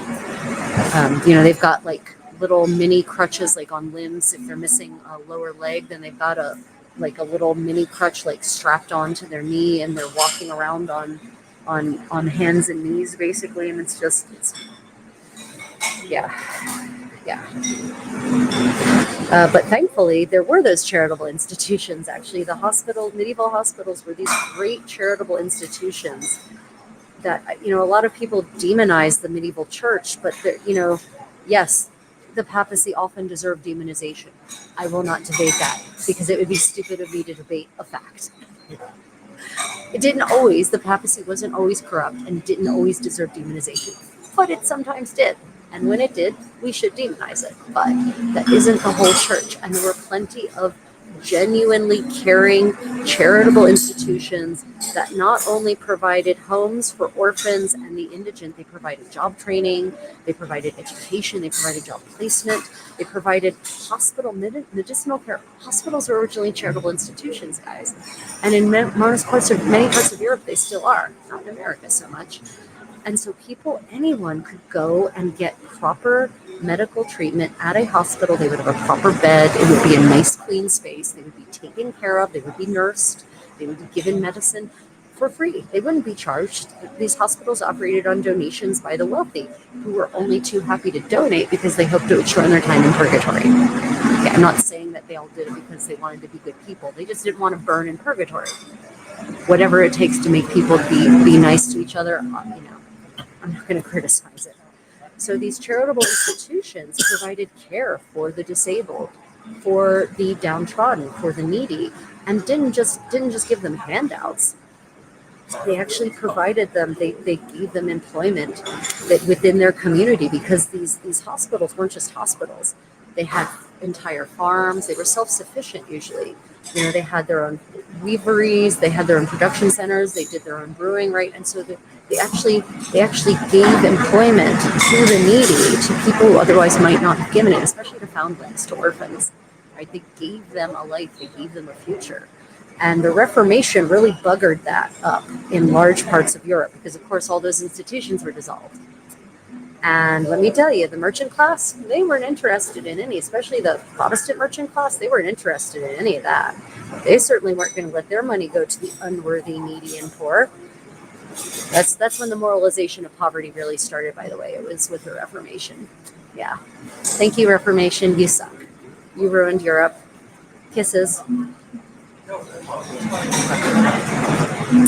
This might be off topic, but how do you get your hair so long and healthy? It always looks like it's in great shape. Okay, so this is as long as my hair goes. This is it. It does not get any longer than this. This is unfortunately my genetic. This is it. But I don't use modern shampoo anymore, or modern shampoo. Yeah, I don't use. Makes it sound like I only use shampoo found in a pyramid or something. No, I don't use chemical hair products anymore. I wash my hair about once a week, and that's all it needs. I've discovered I don't even need to condition my hair anymore, because my hair's natural oils just do it. So I've really gone to a no poo method, and I use a medieval comb, and that's really been, my hair's really changed since I started using the medieval comb, hasn't it? Yes, I did. Yeah, it's really changed, hasn't it, since I started using it? Yeah, so using the medieval comb has really done wonders for it. And I did start taking a hair supplement that actually works. It actually led to thicker hair growth. I don't want to necessarily advertise that, but it did actually work. And my ladies in waiting, who only see me once every couple of months or once a year even, they actually have noticed a big difference too in my hair. You can see it from my earlier videos from like the aughts. If you go to my YouTube channel and look to my early videos and see where my hair was compared to now, yeah, it's definitely grown. Also humidity. My hair loves humidity, and I'm in Vietnam. Say no more, right? This is the 5th day in a row there has been a big truck accident on the local highway. Oh my God, Takeda, I'm so sorry to hear that. Yeah, I'm sorry you live in a country with shitty public transit options, or none, depending on where you are. I love living in Korea because I don't have to have a car. Don't need one. Not at all. Not even a little bit. Wait, he's still in jail? Yeah, by the way, I am definitely neurodivergent, in case anyone is wondering. Okay, so the supplement, yeah. Thank you. The lounge here is fantastic, by the way. The Priority Pass Lounge at Hanoi. It's our favorite place, one of our favorite places to lay over, isn't it, Vincent? We love this place. Anyway, Viviscal. I take Viviscal. And actually, so does my condottiero, and I think it's helping his hair as well. He stopped. He didn't. I tried to get him to take it, and he refused to. But now that his hairline is betraying him, I think he's going to be more faithful about it. But yeah, Viviscal is what I've been taking, and it has actually worked. No, they don't sponsor my channel at all. Like, I give them my money, not the other way around. But it really has helped. Now, there's going to be a maximum there, right? Like, I'm never going to have the hair I want, which is actually CC hair. Princess Kaiserin Elisabeth. Yeah, that's the hair I want. Down to the bottoms of my ankles, so I can have all these amazing coiffeurs. No, I'll never have that. But at least I have this. The curls are natural, but the Viviscal has just maximized that, along with a pretty natural hair care routine that doesn't involve using chemicals to strip my hair of its natural oils on a regular basis. Was it gauche back then to have short hair as a woman? It just wasn't done. Gauche is not the word I would use. The only women who had short hair were nuns, or women who'd suffered from some sort of disease and had to have their heads shaved. Right? Those are the only women who had short hair, or women who were trying to pass as men, like Joan of Arc. Or not pass as men, that's too strong a word. Who were occupying a very masculine role, right? Like on the battlefield. But it's not a question of gauche, it just wasn't done. Nuns shaved their head in some orders and kept their hair short in some orders, but otherwise women just let their hair grow out as long as it would go. And in fact, they wanted more, so fake hair was a big thing in medieval and Renaissance Europe, and in Asia too, by the way. Hair extensions of all kinds. By the way, disturbingly, hair extensions of natural hair extensions, like that are real hair, are called capelli morti in Italian, which means dead hair, because they got the hair from corpses. So you're welcome. And on the lower levels, they would use, upper levels, they would also use silk to bulk out their hair for hairstyle, for some of those amazing hairstyles you see. At the lower levels of society, they would use wool and flax, actually. And there were sumptuary laws that governed this in various places. What kind of hair extensions you could have, who could have hair extensions, who couldn't. There's a law in 14th century Lucca, of all places, that forbids servants from having real hair extensions. There it is. Who knows? Neurospicy. Yeah, I'm definitely neurospicy. I'm spicy in general.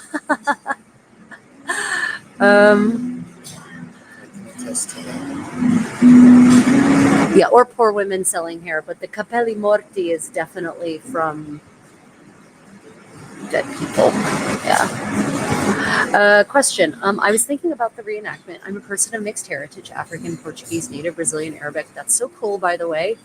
That's pretty. You must be so beautiful with all that fantastic, beautiful diversity of DNA. Anyway, I don't mean to objectify you. How would I deal with that? Well, so here's diversity in the medieval world. Okay, so the Mediterranean especially was a crazily diverse place from the ancient world on forward. Like, since there have been humans there, it's been diverse. The second you have a crossroads like the Mediterranean Sea, you're just going to have people crossing back and forth, setting up colonies, interbreeding, all kinds of cultural mixing. So, you've got some good stuff to work with there. You could, especially if you pick like Andalusian, and if you focus on Al-Andalus, for instance, you can get 4 of those into one easily: the African, Portuguese, and Arabic. And if you go up to the 16th century, you could easily just be yourself by that point, right? Because by the 16th century in Portugal, you've got people who have that exact heritage you've just mentioned, because that's how blended those societies were. So, or you could pick one, right? You could focus on one of your heritages and just, where in Africa: West Africa, East Africa, Mali, Great Zimbabwe, on the East Coast, North African, because Africa's a big continent, but there's a lot of different ways you could go about it. You could embrace the full blend and explore, like I said, medieval Iberian Peninsula, so Al-Andalus, or some of the other Spanish kingdoms that stay mixed up until the stupid Spanish monarchs toss out everyone who's not Christian, right? Or pick one and focus on just one, or look into all of them and see if there's here's the reality. Like, okay, real talk. You can explore your heritage if that's what you really want, but maybe the clothes are going to be the most visible sign of that heritage. So I would personally choose the heritage that has the clothes that I like the most. So I know that's super superficial. I get it. I do. But and the clothes that you like the most, because you're going to have to wear them. So you're going to have to be comfortable in them. So not even necessarily just aesthetic, but what you would actually want to put on your body. That will be the most visible sign of your heritage. It's kind of silly for people who say, well, I'm a 12th century Sicilian, but I really prefer to wear 1480s Irish clothing. And I'm like, then Why don't you just be a 1480, do a 1480s Irish depiction? Why even bother with the 12th century Sicilian? So that's my advice generally is if you're trying to pick a time and place and you want to pick something from your heritage, right? And I get mixed heritage.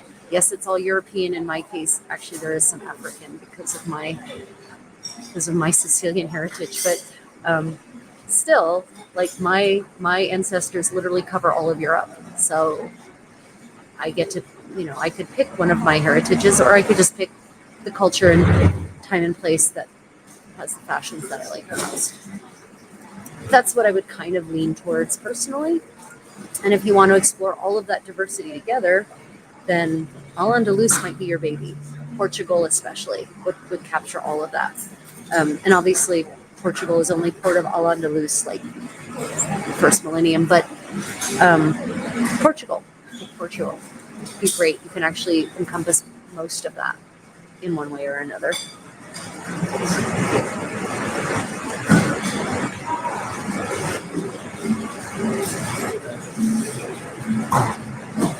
Swanfoot says, were there such a thing as vacations back then? Let's see. No. Not like we think of them. People traveled for certain, but there are only a few people who traveled for what we might recognize as leisure, and it was considered so remarkable that their travel logs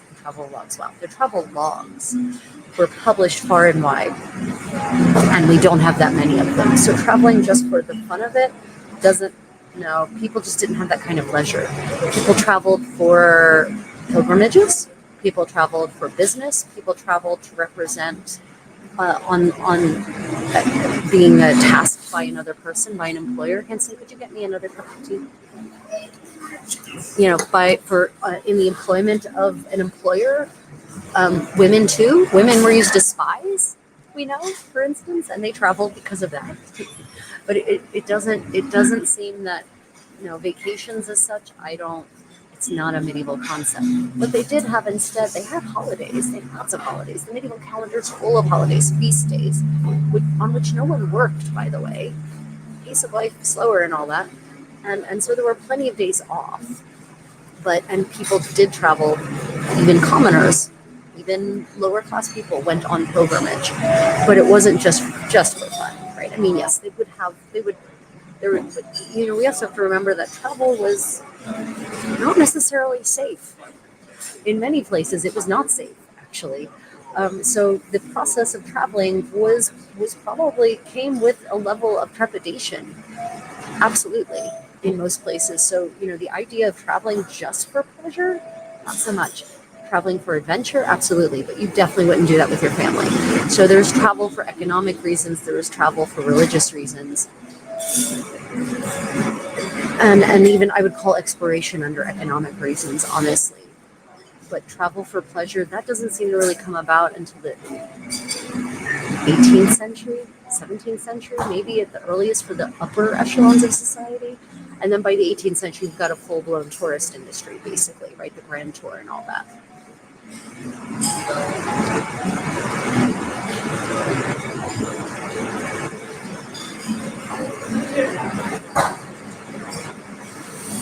Yeah, so vacations, not so much a thing. Travel, definitely a thing. Vacations like we would understand it, not really at all. The ancient Romans, curiously, did vacations.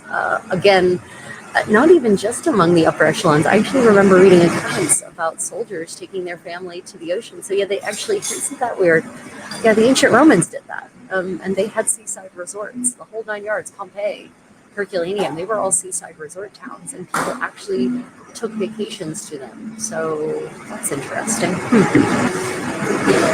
Oh yeah, during the Regency it was full blown tourist industry. By the 18th century, the tourism industry across Europe is pretty full blown. Anyone who has a modicum of money will take a vacation. Usually it's to a spa town or a seaside, not too far. Before the advent of the train, people weren't traveling. Your average person wasn't traveling very far. The wealthy started the Grand Tour. but you know, they're the minor subset of society. We have to remember. I finished sewing up one of these seams and then I lost the needle. Oh my goodness. Okay. Needle. I might just have the. Oh, there it is. Okay. Sorry, I got answering your questions and lost track. Found the needle. Yay. Oh yes. Would murders be investigated or did they not care? Yes, they were absolutely investigated. Medieval Europe was a very lawful place. No matter what anyone says, with the exception of a few periods, like say during the Black Death, there was a pretty sharp breakdown, but that's because everyone was busy dying or trying not to die. But yeah, they actually had coroners. The position of coroner is a long held position across lots of Europe. Various polities had a coroner system where murders would be investigated pretty systematically. Obviously, no microscopy. But for instance, and in fact, there's a fantastic podcast on medievalist.net that just came out about coroners and the investigation of death. And the next podcast that came out right after that was about wills, probate and wills, last wills, final wills and testaments. I recommend listening to both of those podcasts on medievalist.net. Fantastic page. If you're not familiar with it, no, they are not a channel sponsor, but I learn a lot. I get a lot of great information from them. So yeah, the coroner system was pretty strong, and they would be investigated, and people are often discovered. And one of the books that I will be doing readings from, but when I get back from my travels this month, I got a new book. It's called Pardon Letters, Burgundian Letters of Pardon. Right, so Letters of Pardon in the. I'm sorry? Are you playing to drink? No. Yes. Letters of Pardon from the Duchy of Burgundy. And these are fascinating because these are letters that were issued by the Duke to pardon criminals. And of course, they detail the crime and they detail its investigation. And so one of the crimes that they investigate, this was shocking to me. So the case was this young noblewoman, an heiress, unmarried, falls in lust with a local man who is not a knight and he's not a nobleman. And they do what young people do who are stupid, and she gets pregnant. Well, she hides the pregnancy. Of course, this is in the 1440s. So those garments make it really easy for a woman to hide her pregnancy, right? Imagine the Arnolfini wedding portrait, right? With the dress that just kind of naturally is belted here and it's really full, and so you can hide it. Plethora of sins, literally in this case. And she eventually she has to go and claim part of her inheritance. She's an heiress. She's going to inherit lots of land and lots of income earning land. And she goes to meet up with her uncle about inheriting this land from her deceased father. And she gives birth while she's there, but she's alone in her quarters, and she conceals the birth for the first day. And then she panics and she does the wrong thing. Trigger warning. She disposes of the baby in a pretty final fashion. And she then discards the baby in the moat. And then she leaves and she goes on to, claim her inheritance, goes to the meeting. Well, they find the baby and they investigate and they trace it back to her. Right? So they did an investigation and they found her out and they arrested her, and she confessed. Like, she felt horrible about it. They didn't even have to torture her. She just confessed. Well, the Duke issued a letter of pardon, pardoning her because the letter's really sweet until you get to the very end. The letter's really sweet because he actually says, His Grace, recognizing her youth and her folly and the fear she must have felt for being found out, that he pardons this crime of hers, provided that, this is the part that's not so sweet, provided that she agreed to enter a nunnery for the duration of her life. And that's okay, actually. Honestly, 15th century, going into a nunnery for a woman, that's a pretty good, that's not bad. That's actually probably good. Better than maybe even getting married. Probably better than getting married. But then it goes on to say, and she shall forfeit all of her lands and titles to His Grace the Duke, with the exception of one, which shall provide her with an income for the duration of her life, and then after which it will be forfeit into the Duke's hands. right? So this pardon letter is not done just from the, not just from a sense of good grace, shall we say, but definitely for monetary gain. But my point is that yes, murders were taken seriously and they were investigated, and very often they found the perpetrator. Yeah. So I think this is another myth about the Middle Ages. People think it was a lawless time. It was absolutely not. We have thousands of pages of laws that have survived. Aren't most of our laws based on all those medieval laws? Most of our laws are based on medieval law in the West, Canada, the United States, even Latin America, Central America. Most of our laws are based on medieval law. That's why we have the Domesday Book. They needed the Domesday Book so they could enact or It's enforce. the codes of law were very strict in the Middle Ages, and they were enforced. There wasn't a police force, and that's the part where people get it confused. There wasn't a police force like we understand it. But there were sheriffs, there were coroners, there were reeves, there were stewards, and there were judges, and there were courts. So yes, those things were taken very seriously. Murder was taken extremely seriously. Everything was taken seriously. Theft, rape, it was all taken seriously, and it was investigated. And we have thousands upon thousands upon thousands of pages of records from across Europe, from across the Middle Ages, detailing these cases and the trials. Also, civil suits were a thing. Civil suits happened all the time. Now, granted, people tried to get away with shit, but they failed a lot. Yeah. Let's see. So there's we could waltz around here. They're playing a waltz. They're playing a Viennese waltz. We could actually waltz.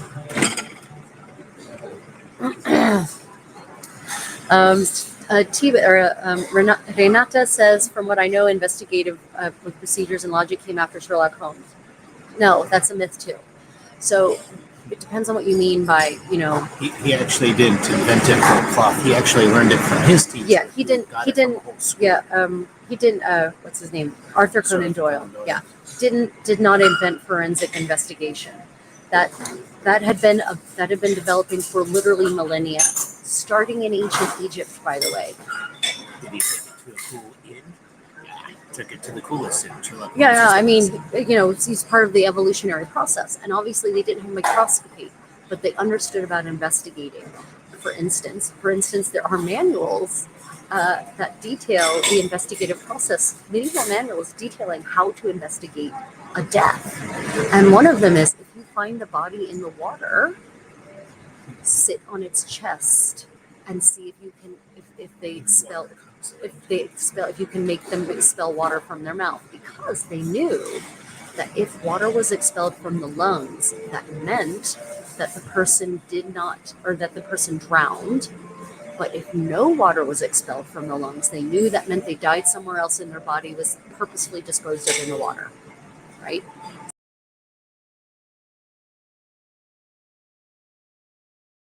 Really reconnecting? Yes. Okay, so I'm sorry, we were reconnecting. What did you all miss anything? I got this message that said reconnecting. I wasn't certain if we were actually reconnecting or not. I'd like to take this moment, like and subscribe, everyone. Normally I'm dressed in medieval kit, but I'm traveling at the moment. So we're doing our medieval party on the road. And so I am currently not wearing medieval clothing. Okay, I think I'm going to save. I've actually noticed a bunch of places where the seams have fallen, but I think I'd actually like to do some Fingerloop braiding. So I will be working on this on the flight, the 12-hour flight that we have. What time is our flight? It's 11:30. It's actually on the board already. Yeah. and that thing about sitting on corpses, I literally learned that just recently on medievalist.net during the podcast on I forget what exactly it was called, but it's the second to last podcast or third to last podcast. It's on forensic death and murder investigations or something like that. Really recent in their podcast. Daniel Sabalski has a fantastic page there, medievalist.net. Highly recommend it.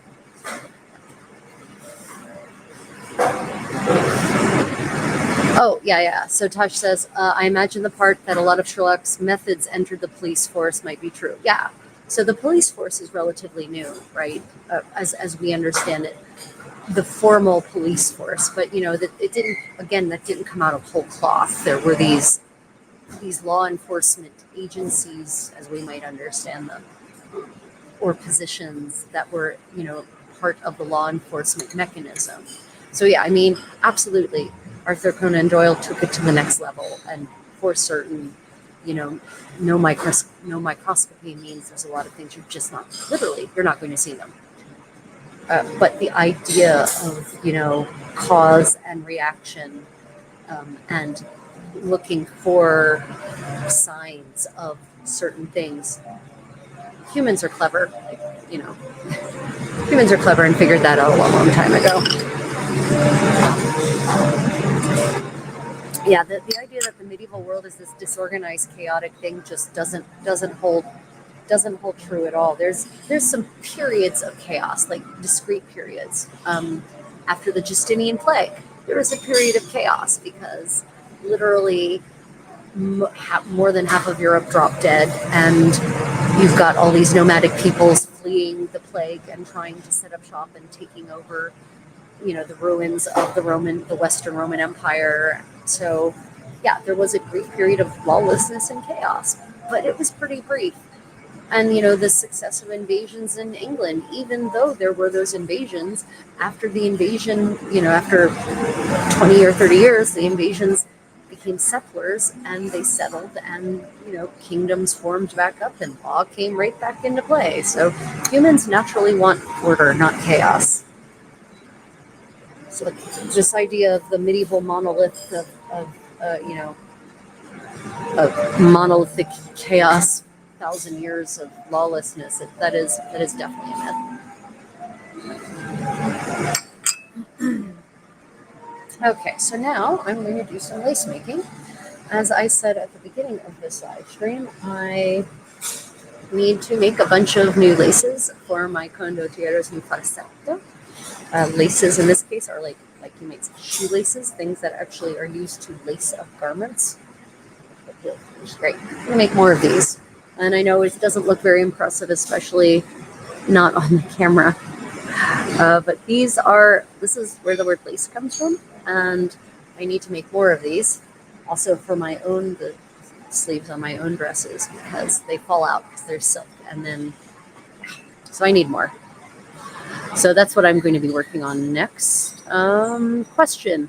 Were bands back then as cool as bands are today, like being popular and having groupies? No. They were not. You're talking about musicians. No, nothing like. In the 15th century, composers got really popular at the court level. So the Burgundian court was famous for its promotion of composers. But musicians, in terms of performance, we know their names because they're paid in expense accounts. And, probably people, a town might have had its favorite ensemble that they like to hire for occasions, but there's no evidence of that kind of groupie mentality. No, that seems to arise in the 18th century. Is when that really seems to come about. I mean, at court there was probably a musician who is popular amongst the courtiers, but not like.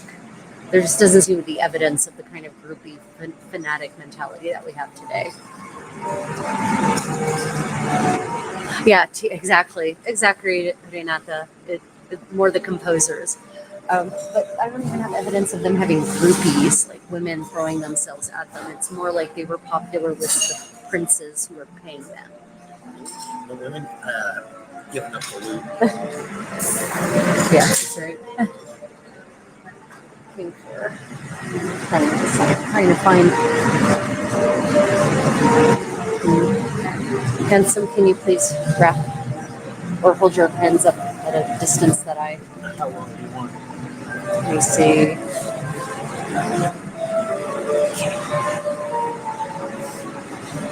Yeah, they're playing a waltz that's. Oh, right. They're playing a waltz, and it's really. Catch up to watch. It's true. It's a little frustrating because I want to dance the waltz. And actually, we could like dance around this space. There's actually kind of a path around this lounge. Probably people would applaud us too. This is Travelers.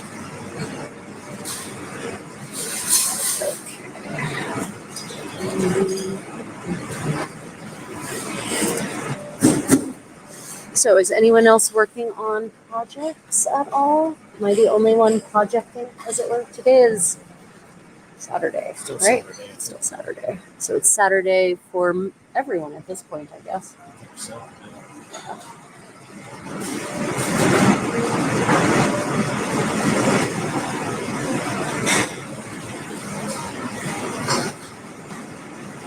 Okay, I'm just warping my thread. Unfortunately, it's mostly off camera at this point. Sorry, I'm here. I'm still here.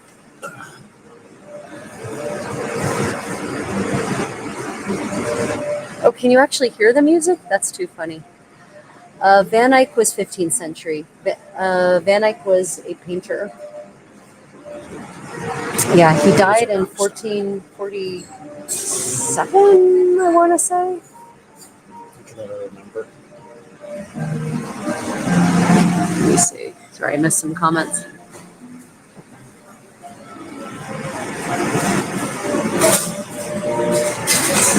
I'm learning to weave a basket out of pine needles. That's so cool. Wow, that's pretty. Pine needles.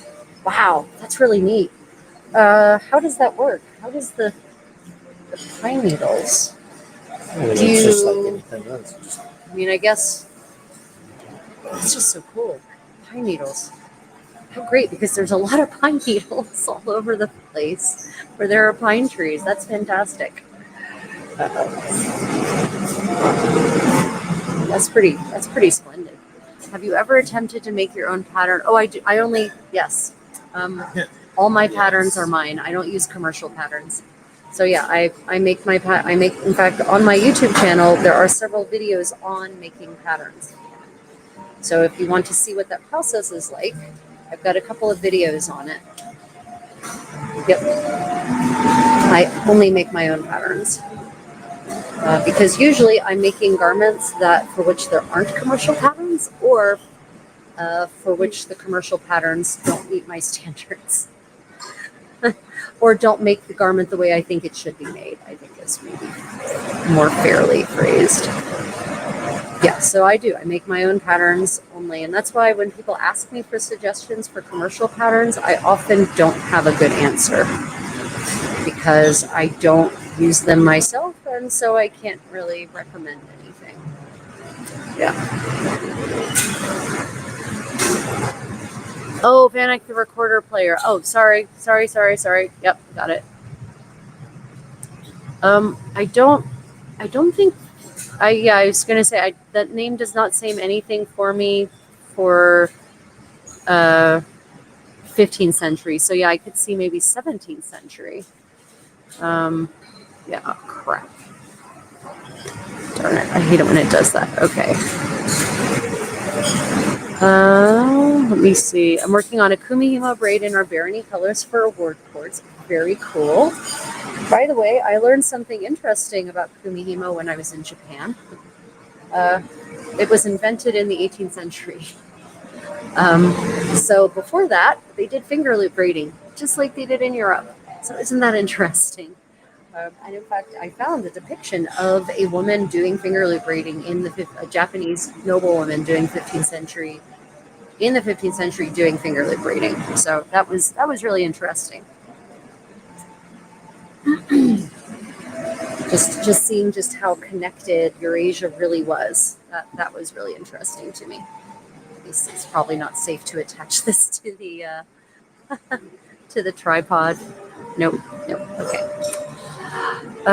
Let's see. I want to try to Fingerloop braid next. Erin, I don't know. You've probably heard me say this, but I'll say this again anyway. On my YouTube channel, there is a really good tutorial on Fingerloop braiding, making a braid called a green George, which makes a really pretty but yet also practical braid. And the tutorial breaks it down from the very basics and walks you all the way through to the final product. It's 20 minutes long, also provides some information. So, yeah. Swan Puss, I have been sewing, or rather, I've been leaving a graveyard of fabric for 31 years at this point. Well, how old am I? 30 years. For 30 years. It's been about 30 years. Yep. So, yeah, I've been doing it for a while, I guess you could say. Definitely. It's, and I actually have, for those of you who are interested, I have a video on my medieval sewing mistakes. So you can where I openly discuss and show and demonstrate the mistakes I've made over the years so that you don't have to make them. Yeah. Feel free to check that out. I like Fingerloop braiding for a couple of reasons. One, it's kind of, sit down to do this just because of the spacing. I like Fingerloop braiding because it's physical. I enjoy things that allow me to exercise while creating.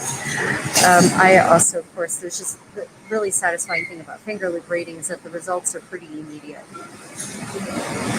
So that's I really appreciate that. So what I'm doing now is called a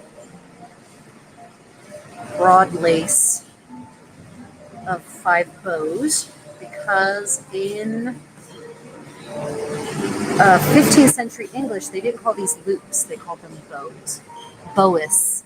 In the charming, oh so charming 15th century English, in which all syllables are pronounced. Back when English was still phonetic. Oh, the glory days of English.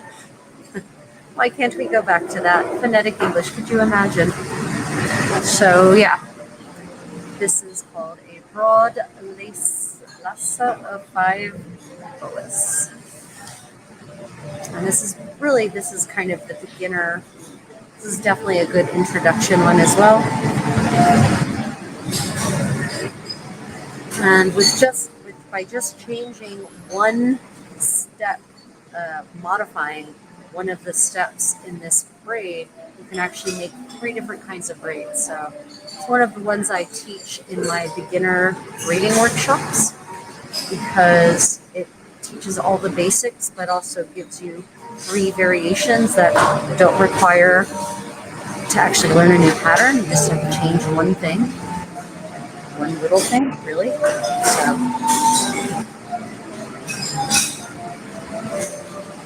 yeah, I hope the music isn't too loud, because it's actually quiet here, so I'm kind of shocked you can hear it. Oh, and I can't monitor the comments anymore. Is there anything I need to respond to? They get that hair and big curls without curling their hands. What was the question? How do they get those big curls without curling their hands? Which big curl are you talking about on the fringe on the Italian women? So apparently the answer is probably chemicals. So there is a manual, a cosmetics manual from actually the 1560s that has a whole chapter on how to make your hair curly. And it's a bunch of concoctions that involve, they're not synthetic chemicals, but they're still chemicals. You know, compiling different chemicals together to make your hair curly, and it's basically a perm. Yes, you heard me right. They had the skills, knowledge, and desire to have a chemical perm at least by the 15th century. That's the most likely way, honestly. Is once I stumbled across that manual and read through that chapter, I thought, oh my God, this is it. This is how they got those crazy curls. It's all about the chemicals, because there's some other theoretical ways. So could they have had a curling iron? I have seen once a thing that looked like it maybe was a curling iron, but I haven't seen it. The depictions of it in a 15th century German woodcut, I think it was. It's not being used on hair, so maybe it's not a hair tool. And there's no mention of it, of using such a thing, that I have yet found in any, say, 15th century sources. The sources that talk about applying chemicals to your hair to keep them curl. Well, then there's the idea of rag curls. Well, I haven't found any evidence of rag curls for this era either. not documentary, not visual, not archaeological. So again, that leads me back to the idea that maybe it is in practice chemical. And pin curls, the kinds of pins they have wouldn't have worked for it. Just they wouldn't have. I mean, you could have maybe, perhaps you could have sewn the pearls in. I mean, that's completely conjectural. So what I mean is wet your hair, then have it, twirl it up into a little tight curl, and then stitch it. And then the next day, your lady in waiting, or not lady in waiting because that's a modern term, your maid or your damsel would then cut the stitches out, and then your hair would be nice and curly.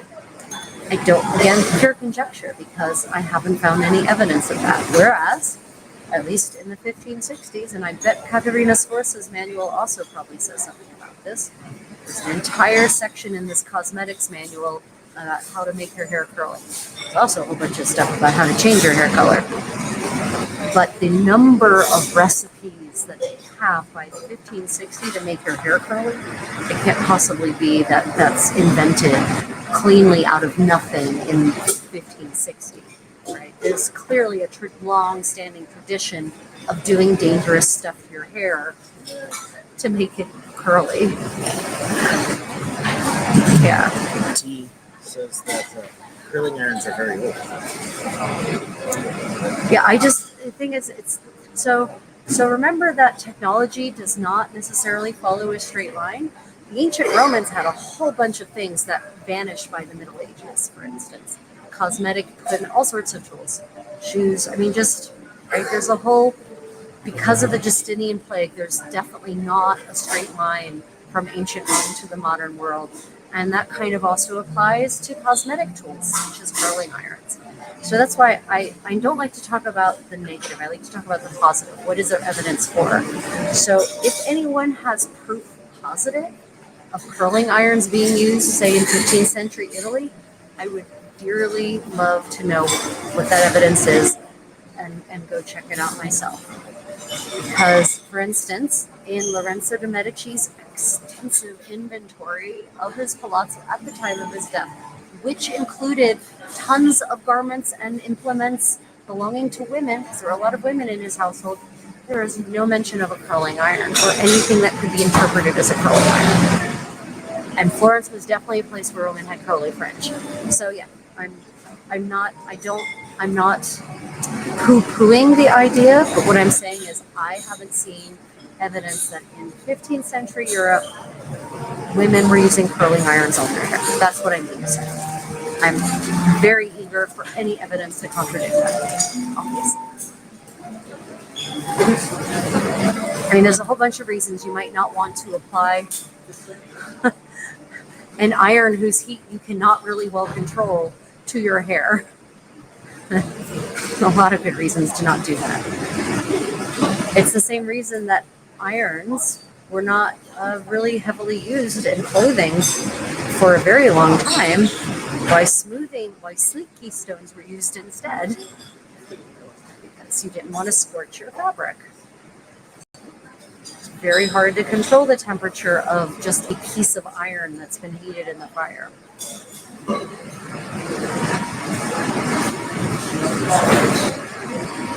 Henson, do you want to join me and do some Fingerloop braiding?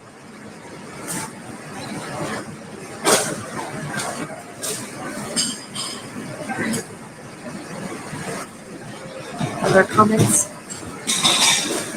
T said people use. Her mother said that people used to use beer. Would men get chemical perms? Yes. I mean, if you look at the visual what occurred, especially in the 15th and early 16th century, you're going to see some men with some pretty curly hair that doesn't necessarily line up with their complexions, shall we say. So I'm pretty certain that men were probably doing that also. Men were cruising. We're not cruising yet. What? Cruising. We're not on the cruise. Oh yeah, we're not on the cruise yet. We're currently in Hanoi at the Hanoi International Airport in Vietnam. We are basically on a layover on the way to Barcelona. We'll be heading to Paris. 3 hours and 20 minutes ish. And then we will be connecting there through the hellscape that is Charles de Gaulle to Barcelona. And then we will overnight in Barcelona at the Renaissance Hotel, appropriately named. And then we'll embark on Monday, actually, and then we will shove off. If all goes according to plan and God is with us. We'll see. We will see. I try not to make assumptions when it comes to travel adventures about what might actually happen.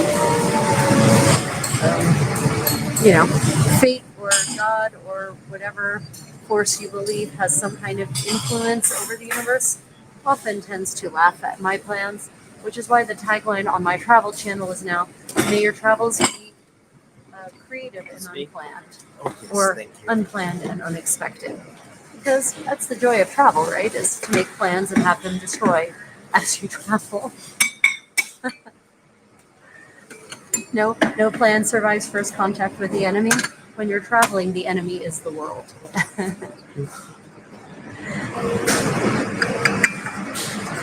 It's really quiet in here tonight.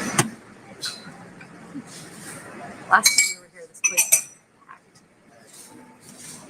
But since I think the next spate of flights is not taking off until, I think we'll see a big burst in population probably in an hour.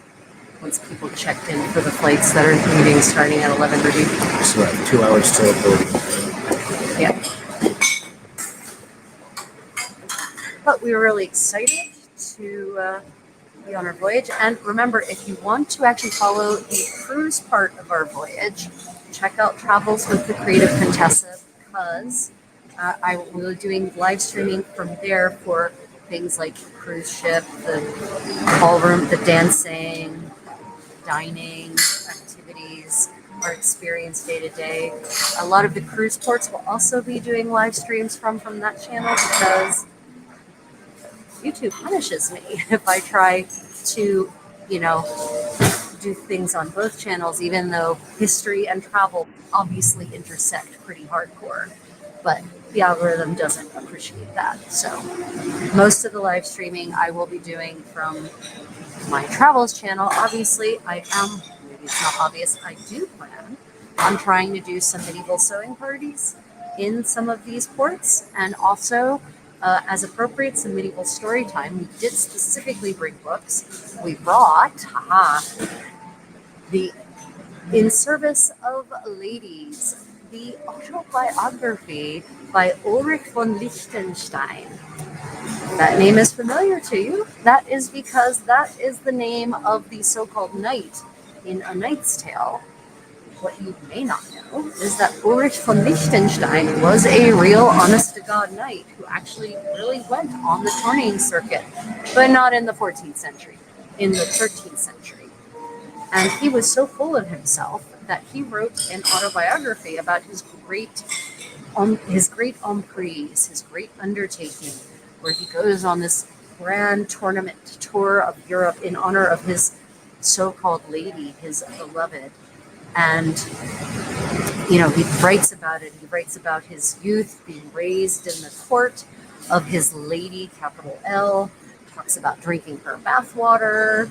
Hand wash water, but it might be bath water. I don't know. Either way, talks about drinking the water, some water that was used to wash some part of her body. And he talks about, talks about getting injured, and, he writes to her and says, I almost lost a finger for you. And she says, well, writes back and says, well, clearly it can't be that bad if your finger's fine. And so he actually went to the surgeon and had the surgeon cut the finger off and sent it to her. This man's disturbed. It's sort of hard to tell sometimes with this so-called autobiography if it's meant in earnest or if it's a parody. It really, at some points you say to yourself, God, please let this be a parody. Oh, I see. Can you all still hear me? Because I know now why. They're still responding.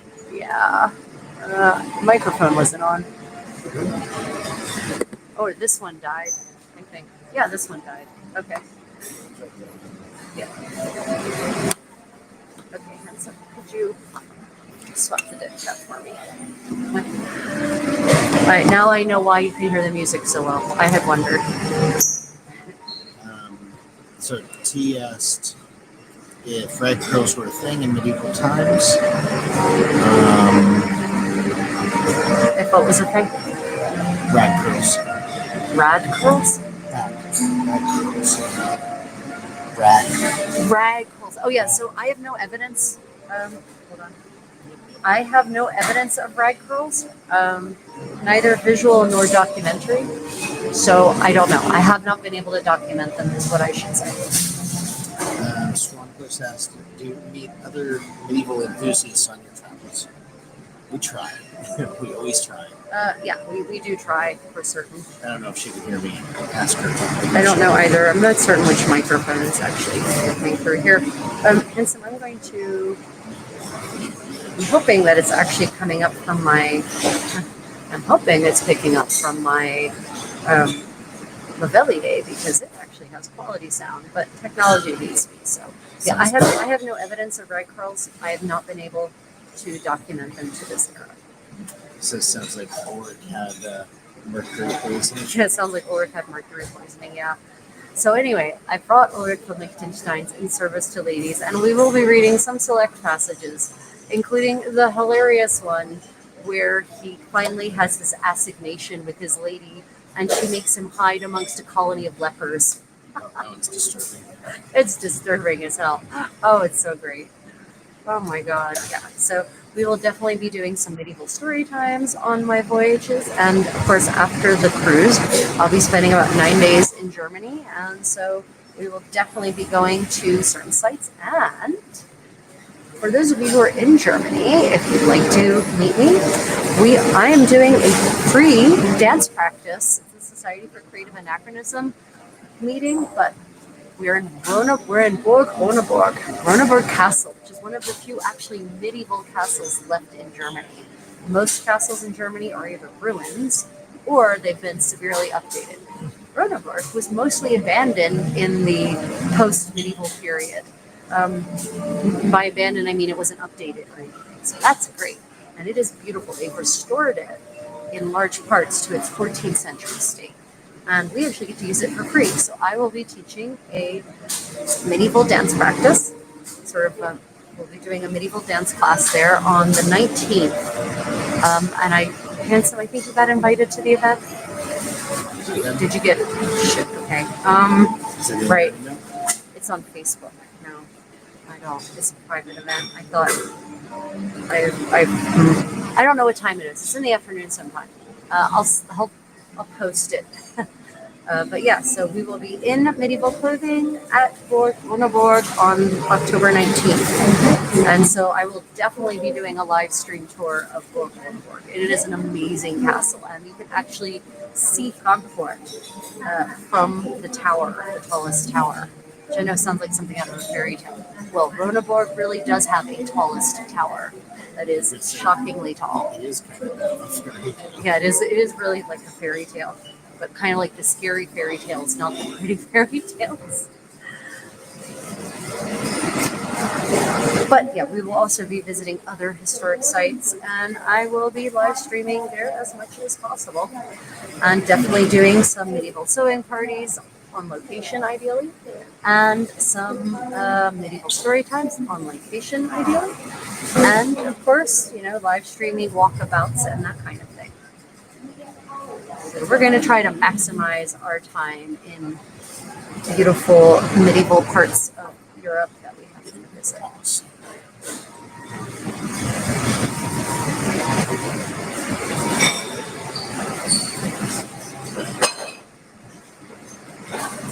Let's see, what else? Oh God, I left my notes at home. I had, once more, been reading through the death inventory of Charlotte de Savoie and also reading through the expense accounts of Queen Margaret of Denmark, who was the Queen of Scotland, James III's wife, I think, Fourth's wife. And I was making notes about some of the fun things I found there that might be of interest to you all. for historic for the purposes of 15th century clothing.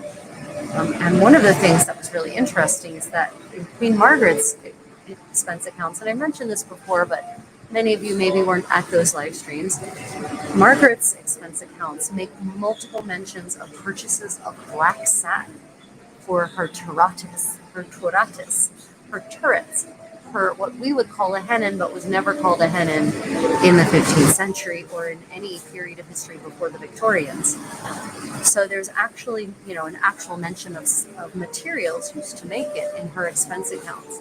That's unusual because, I haven't found similar mentions of materials in the expense accounts for, say, Elizabeth Woodville, although her expense accounts are not, unfortunately, perfectly intact because apparently, as often happens with archives, there were fires that have burnt up various parts of the Royal Archives over the centuries.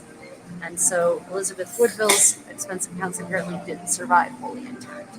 Just like the French revolutionaries, may God rot their souls, purposefully set fire to all of those archives that had all of those, household records of women like Margaret of York gone forever.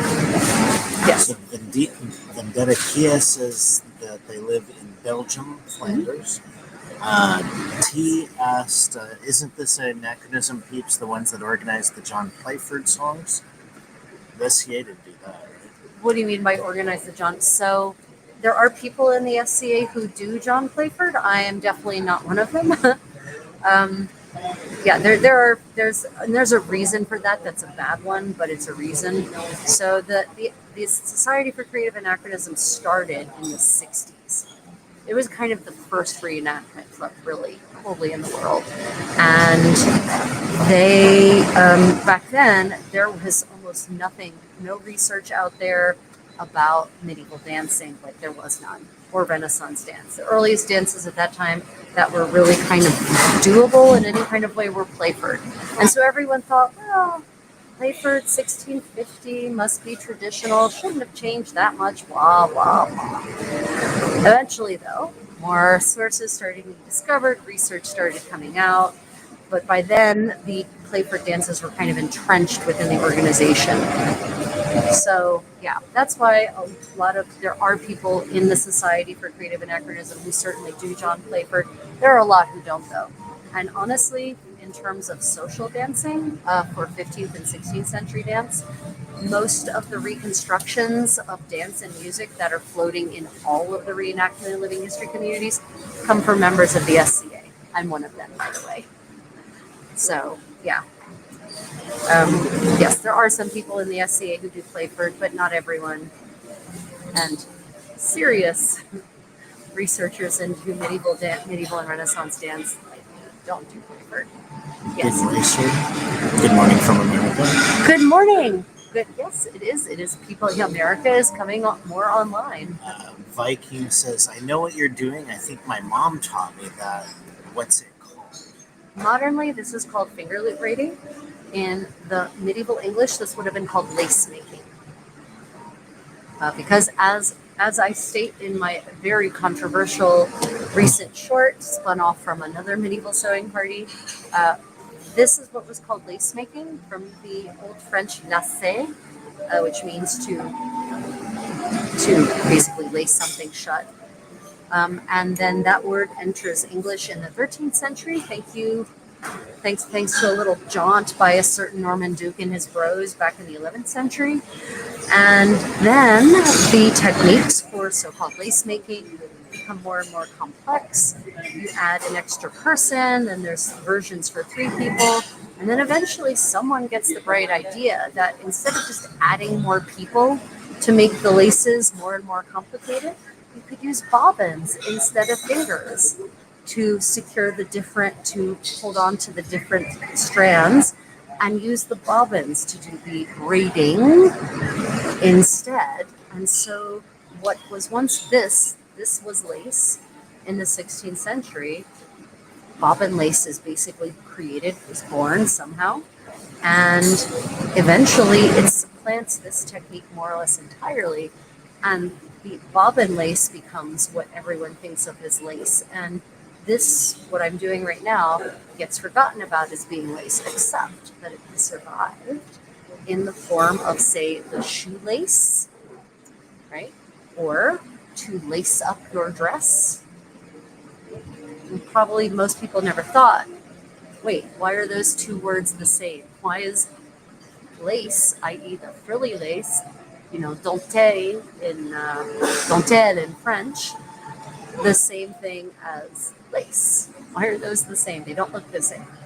Well, if you get back to the essence of what bobbin lace originated as, it's just braiding. It's just really complex braiding is all it is. Very complex. Yeah. So we got a few questions again. Okay. Swan has asked, did women shave their legs and armpits back then? Shave, no. Depile, probably.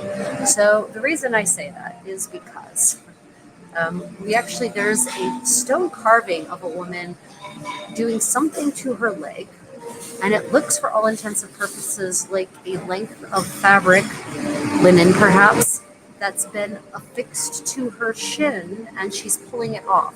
And so one theory is that there was beeswax put on that linen, and then that was basically applied to her leg, and then she ripped the hair out. But there's also depilatory creams, recipes for depilatory creams in a variety of medieval sources, usually collections of cosmetic recipes. Those depilatory creams are basically medieval nair, and they contain chemicals that are no joke, like orpiment. And nearly always, those depilatory cream recipes are followed by recipes for burn creams. Now, what I don't have as solid evidence of is how common it was or how desirable it was in which part of Europe and when. All I can tell you is that we definitely have depilatory cream recipes. And we have that one depiction of a woman possibly removing the hair from her leg using wax. Okay, a couple of comments and then another question, because you're going to go for a while on the question. Okay. Comment from T. Bobbing lace is made where she lives in Brazil and in the north of Brazil. Takeda has made progress. He's cut 30 new heavy tent stakes. He's got to go forge them. Nice. The question from, two questions. Viking wanted to know if you can see they can see your progress so far, but yes. It kind of can't. Here, it's a bit of there's a a finished one here. Well, I have a finished exemplar to my left, right there on the left. So my assistant will hold it up to the camera so you can see. The question is, do you ever go over medieval footwear? Oh yes, I go over medieval footwear on a pretty regular basis. If you go to my polished getting dressed videos, I talk about medieval footwear extensively in those, especially the dressing the Burgundian Countess and in dressing the Renaissance Contessa. I actually talk about a lot of the history of footwear, but yeah, I definitely have covered medieval footwear pretty extensively. I have a couple of videos about making and wearing medieval overshoes called pianelli. I actually wore a pair of them in Florence in 1480s kit. Spent the whole day walking around Florence in 15th century Italian shoes, and I vlogged the experience and reported back on it. So that's on my YouTube channel. If you look up walking in Florence, I think it should bring it up, or just look up Pianelli, Pinelle, it should bring it up. Okay. Lots of stuff on medieval footwear on my channel. But do you have a specific question about medieval footwear other than, yeah. Before we get to the latest question, yes. Big Racer said that was neat. Like the string. Since we don't have a book corner today, stepping through time and shoes and patents. Just okay. So two really helpful books on medieval footwear. One is called Stepping Through Time. It's very expensive to buy. I recommend Interlibrary Loan. Stepping Through Time. It is nothing but sketches professional archaeological sketches of extant medieval footwear, broken of all kinds through like over 1,000 years of medieval footwear, almost all across Europe, including patents and pianelle, so including the overshoes that would be worn with them. So, And Shoes and Patents, which is a Museum of London book. So Shoes and Patents, published by the Museum of London, and Stepping Through Time. Two excellent resources for medieval footwear. is a complete anachronist on how to make medieval turn shoes. Got it. Okay. Tell them. So there is also, for those of you familiar with the Society for Creative Anachronism, I know we get a lot of shit, especially from so-called purist reenactors, but the SCA has done a crap ton of super high-level research on a lot of topics and published basically, in many cases, what could absolutely pass for a PhD dissertation on a specific topic. And this collection of publications are called Complete Anachronists. And there is a Complete Anachronist. You can purchase them for very inexpensively on the SCA's page, website, sca.org. And this one is specifically on how to make medieval turn shoes. What kind of string are you using? This is silk. It is actually, I think, a 30/3 with the. It's here next to me. You can actually look and tell me what the size says. This is actually vintage Gutermann silk that I bought while I was still living in Germany on eBay. eBay is a great resource, especially in Germany, for my European friends, or Flanders or France, because 40, 50, 60 years ago, sewists bought silk. They bought real silk thread for buttonholes and for sewing. And those people have been sadly dying of old age. Just says 100% silk. And They've been dying of old age. And as a consequence of that, their heirs are inheriting these troves of silk thread, and they don't know what to do with it because they're not sewists. They don't want all that silk thread. And so they're putting these lots of vintage, super high quality, Gutermann usually, silk thread on the internet, on eBay for sale. And you can buy these lots of silk thread for very, very little money.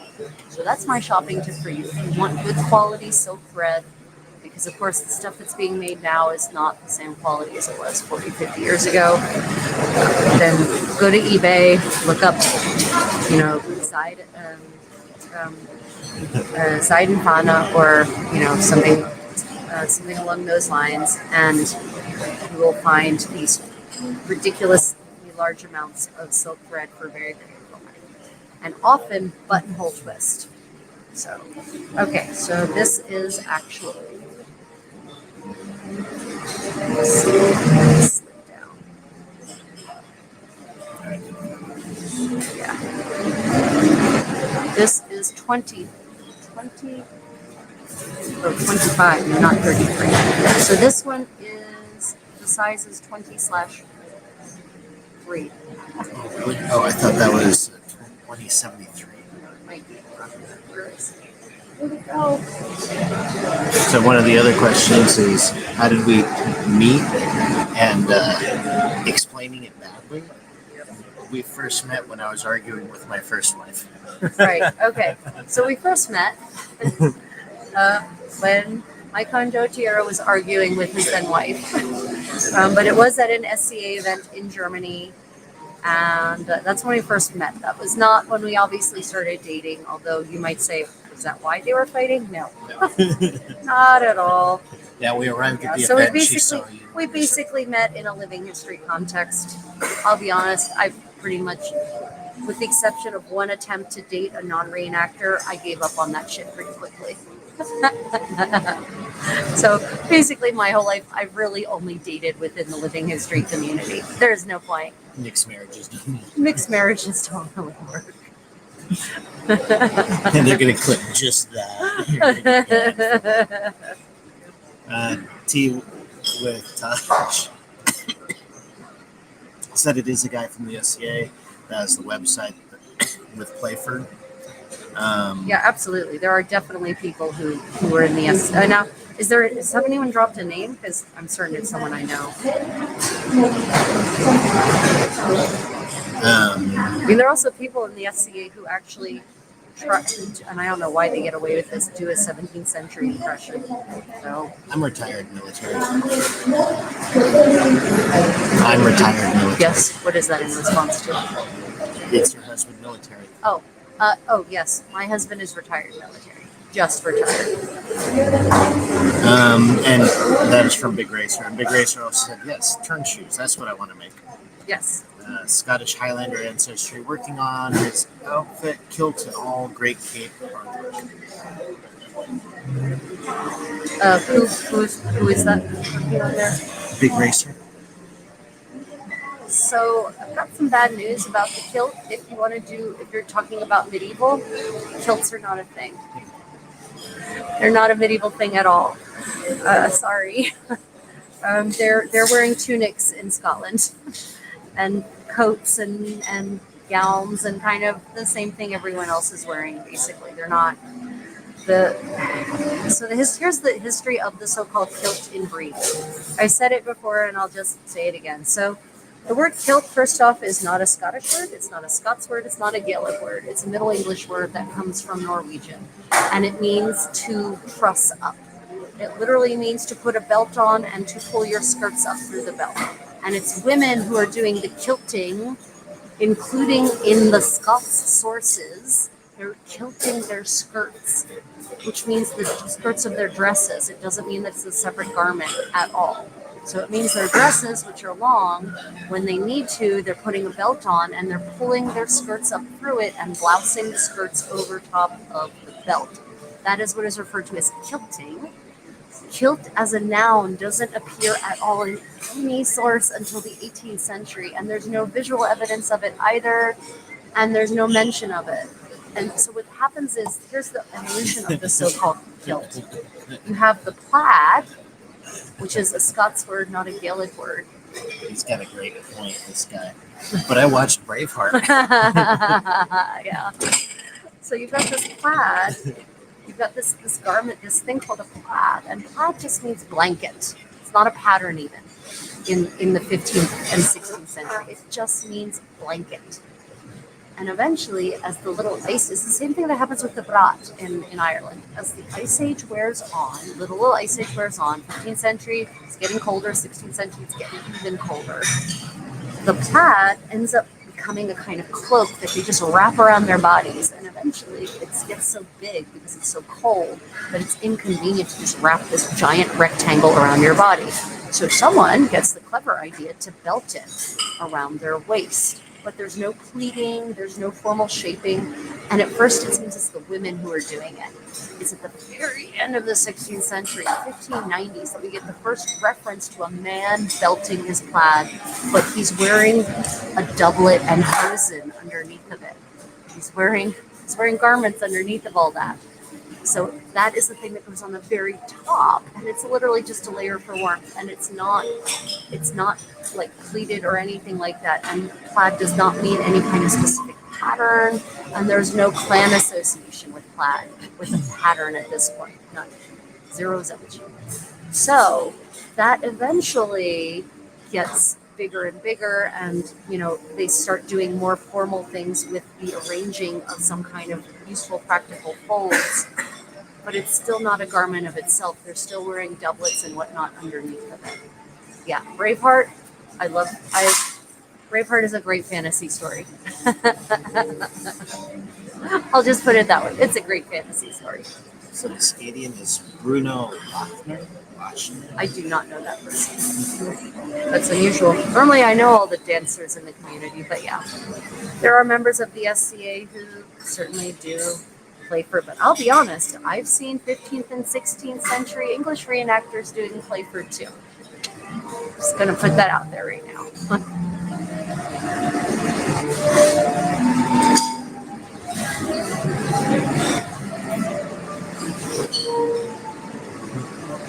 Lucia makes randomly catching the Contessa live.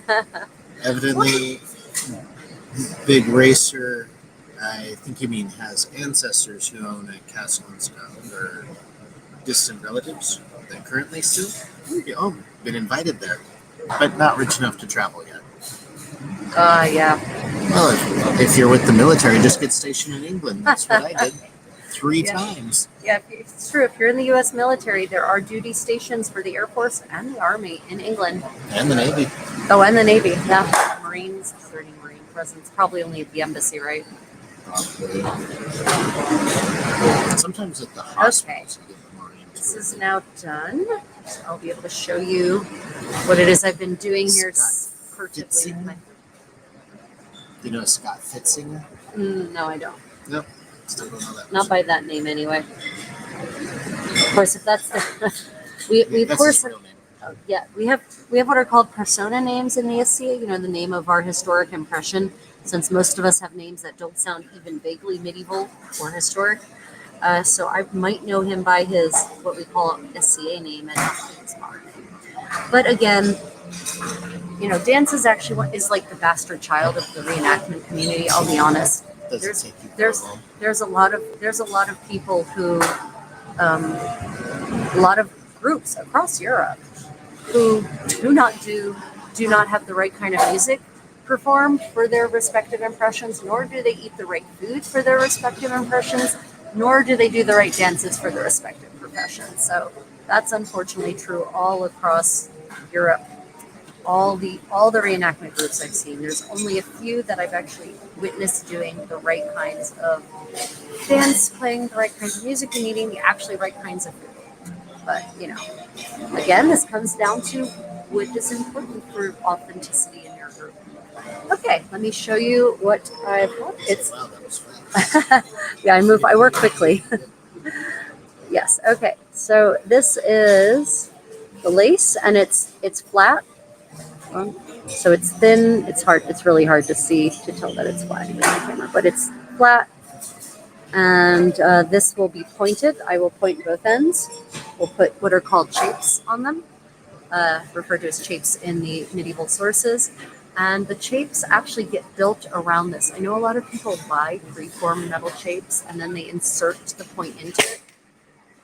That is not the authentic method, because each point, depending on the materials, would be different. There wouldn't be a standard point size. So first, the silk woman would make what they were called silk women. The silk woman would make the laces, and then she would send them to the pointer. The pointer, literally, if your last name is Pointer in English, you have an ancestor who did this job, would literally add the points. They would rivet the points. They would build the point, the shape onto it, and rivet it on. And the points were riveted on. And then, that's it. That's how it's done. So lace maker, the silk woman makes the laces. The pointer adds the points. So they're two separate career paths, two separate professions entirely. Ne'er the twain shall meet. So, yeah. So this. He's a Laurel. Who is? Bruno Lacroix. Scott Fitzinger. Okay. Made a Laurel 6 years ago. Yeah. I think he's in the middle. Yeah. Out in someplace. Because we have a lot of, well, I can't find him specifically, but I found somebody that talked about him. So yeah, I do work quickly. And that's the thing. You can kind of see that once you reach and I'm not boasting to say that I'm professional or anything, but if I work this quickly, imagine what a woman who does this for 10 hours a day, how quickly she probably works, right, to do this. So yeah, and the thing is that the honestly the most time consuming part is setting it up. So if you set up really long loops, which they would have done, they would have worked with two people, right? One person working the loops and the other person working the far end, tamping the pattern down, right? So you could actually get production going pretty quickly and produce a lot of points, a lot of laces to then cut down to size into points. So you can kind of get an idea of just how quickly this could actually go once you get really skilled at it. And for all I know, it could have been that in any workshop there were certain women who were specialized in specific patterns. I haven't been able to find that level of detail for lace. T was very happy you enjoyed the playing. Oh, I did. Yeah. For those who don't know, T for Tosh, she plays. Yes, for Nada. She plays the recorder beautifully. Yeah, really. Much better than my lute playing. Much better than my Cotier's lute playing. Much better than my recorder playing. And yeah, we're not even gonna know. No one is gonna hear it. Of course, did you get a tenor yet? I did. Yeah. So that'll It's make it sound. Mississippi, though, That will make it sound much less horrible. Just take this moment to ask everyone to like and subscribe. If you haven't subscribed, if you commented, you're subscribed. But to like, if you haven't, please hit that like button. And if you haven't been commenting. Yeah. The DTSS. So yeah, it does go pretty quickly. Let's see. And these laces are pretty close to, considering I didn't have the same thing to warp them on, close-ish to the same length. This one might be long enough that I could actually use it to lace up my dresses, actually. But yeah. And these laces generally, I usually just run them through my fingers like this, and that kind of irons them out, because there's usually a little bit of bunching that happens because of the tension. So it tends to kind of curl in on itself instead of staying out flat. If you just take your finger and run it down like that, it actually forces it to open up and to flatten up pretty nicely. Kind of like drawing wire, actually, for those of you who've done wire drawing. And I know I'm not in medieval kit today. As I said, I am traveling. We are slowly, and I do mean slowly, in the fastest method of transport possible, slowly yet quickly making our way towards Barcelona, winging our way towards Barcelona. So, but we have decided that we need to make a comeback here to Vietnam because they have these handcraft tours here in Vietnam. That look really interesting. They actually take you out into way outside of the urban centers to the highlands, and you get to go to these remote places, these remote villages where people are still practicing these handcrafts, and you actually take workshops with the villagers. They teach you how to do these amazing handcrafts. So I would definitely want to make that one of my goals in the next year. Also, I'm looking to get to Tajikistan with Dilnoza. She doesn't seem to be here today, and I definitely want to also get to Mongolia. Because if we're in Korea, then all these places are easy to get to for us. Yeah. Okay. Handsome, could you get me another cup of tea? Also, are there any more comments I need to be aware of? No. Okay.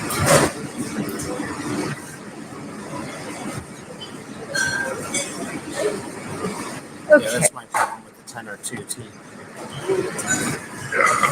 Oh, the stretching of the hands. Yeah. You don't have tiny hands. She does. Oh. I thought you said that was your problem. Yeah. Can you imagine if you have smaller hands than me trying to play the tenor? Oh, let's see. Okay, so I wanted to show you all my progress on the Blue Burgundy gown. Okay. So I cut out the pieces. This is a front piece.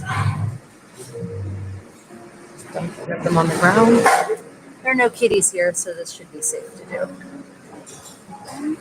Just gonna back this up a little bit. Hopefully it won't get too much into anyone's way. Okay, so this is a front panel. We'll go here, basically. This collar is turned back. And so that is one of the front panels. And I brought some of my 15th century replica pomegranate pattern silk damask, the same pattern that's on that beautiful belt I have. And that's going to be the collar and the cuffs, and eventually will be the guard around the bottom, the gîte as it's called in 15th century French. But I didn't have time to get that cut out before we left. So this is one of the front panels, and I can't tell you, I don't think I have the words to express how silky and wonderful silky this is. And then the back panels Jasmine tea is very hot. Panels are and so this will have a slight train in the back, about I think a foot train, so not one of my great trains. But that panel I actually have to attach on to make it full length. And so these are the back panels. And I've got a video coming out showing the cutting out accelerated at full speed if you want to see that process. If you enjoy watching people cut out dresses at lightning speed, I've put together a video like that. So that's very happy with the progress. This wool is so beautiful that, yeah, just fantastic. Okay. Do you know any sources for medieval tunes? Yes, lots of them. Tea with Tosh, you are talking about, I'm assuming, musical notation, right? There is this thing called the SCA Music and Dance page. Look up look up SCA medieval and Renaissance music and dance. It's maintained by a man named Greg Lindahl. There's tons of freely available music there, including a downloadable book called The Penzic File, which has a ton of 15th and 16th century dance tunes in them. Yeah. So there's also, if you go to the page Istanbul, there's some earlier music. You can get books on earlier music there, 13th and 14th century, and Gaida medieval music. Check out their website as well. They also have books of really good arrangements, authentic arrangements for medieval tunes. So Gaida medieval music, Istanbul, and the SCA's medieval and Renaissance dance website. Yeah, lots of on the SCA's medieval and dance page has tons of freely accessible things. And there's also this thing called Penzic Dance, Pensic, Penzic Dance. The Penzic Dance website also has this thing called the Penzic Pile, and that's nothing but 15th through, unfortunately, 17th century dance music. There's a lot of Playford in there. See my earlier comments about Playford, but anyway. Yes, so those would be my recommendations. Okay, well, everyone, my voice is getting a little tired, and I can feel myself waning because I've been awake since 3:30 this morning, and it's now 9 o'clock. So I can kind of feel myself weaving a little bit in exhaustion. So I'm going to open up the floor to any other final questions or comments, and I will. In the meanwhile, I would like to thank my patrons and my channel members for your continued financial support. I'd like to thank all of you who do super chats when I share specific information or do a specific video that's pleasing. I really appreciate you all. That little bit of money just really, it does help me keep going. It's not a lot, but it does at least. It makes me feel, it makes it worth it. But also all of you who just participate in these live streams, who comment, who leave emojis, who ask the really good questions. We've had some great questions tonight from so many of you who share in my enthusiasm and are coming with me on my own journey of learning and sharing my learning. So I really appreciate this community that we're building together.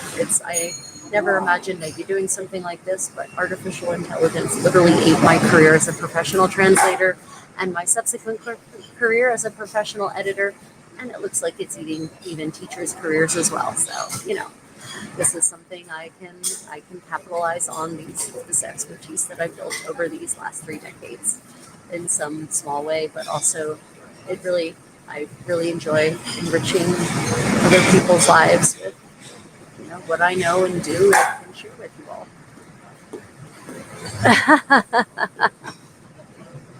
Yeah, I don't. So let me be clear on my feelings on Playford. I definitely don't hate Playford. Playford is right in the right context, but if you actually wear full 15th century kit, Playford feels awful to dance to. It really does. It doesn't move well at all because Playford, the style of dances done in Playford are really designed for 17th century clothing. For men, it matters less. For women, it matters a lot. Most people don't wear full 15th century kit, so they don't actually understand how uncomfortable Playford actually is in full 15th century kit. I do, though, and Playford sucks in full 15th century kit. It just does. I love doing Playford in 17th century or 18th century kit, though. Yeah. It's all about the context, Okay. But Renata, don't worry.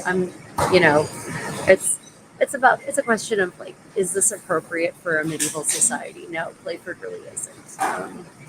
The earliest mentions we have of our country dances, very end of the 16th century, and it seems like it's a fresh invention and it's brand new, tail end of the 16th century, and they're specifically emphasizing that these are the dances done by the English, not dances that come from France and Italy. So it might not have anything to do with the style of dancing that's being done by the 1650s.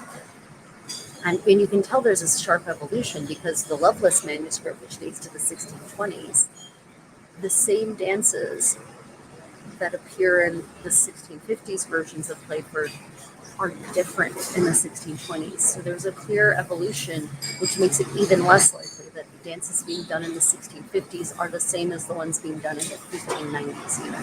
So there's my stance on it.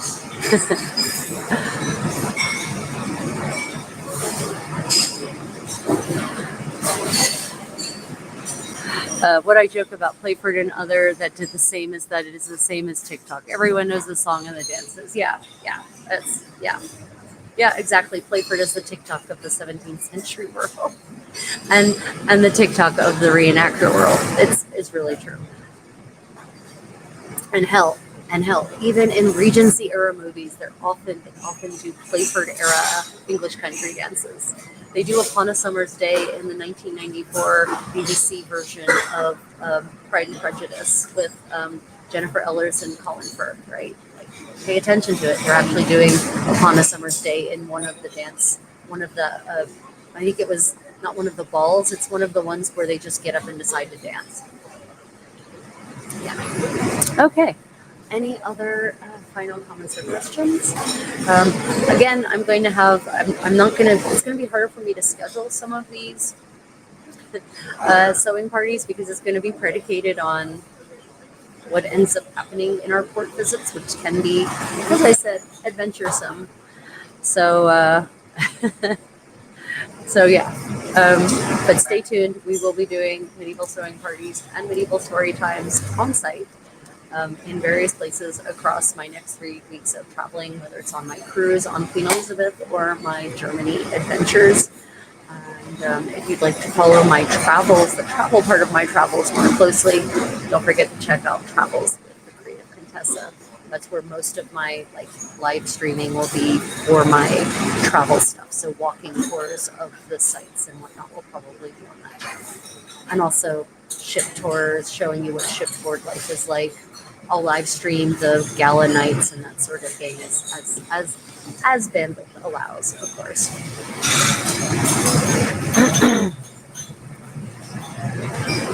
Yeah, thank you. So far it's been safe, but we'll see what happens. You know, travel's exciting these days. So planes getting shot down, and we are flying on Vietnam Air, and I think they have no qualms about flying over Russia.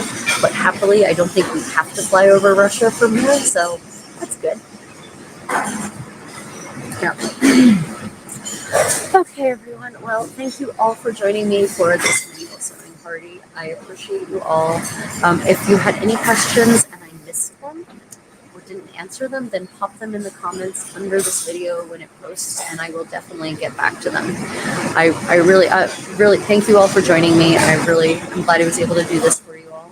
Glad it worked out. I wasn't certain whether it would, but here it is. We did it. And just for those who were wondering, I'll just give you a quick visual tour before we part ways of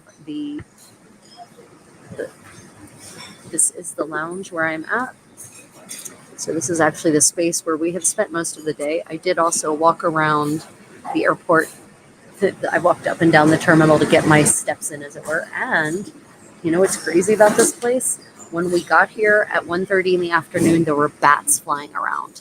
The most adorable, cute little bats. They were so cute.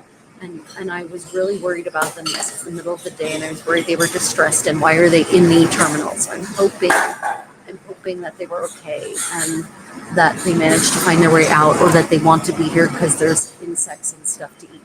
I did actually see some insects in here, so maybe they're okay being in here. I hope the little bats are okay.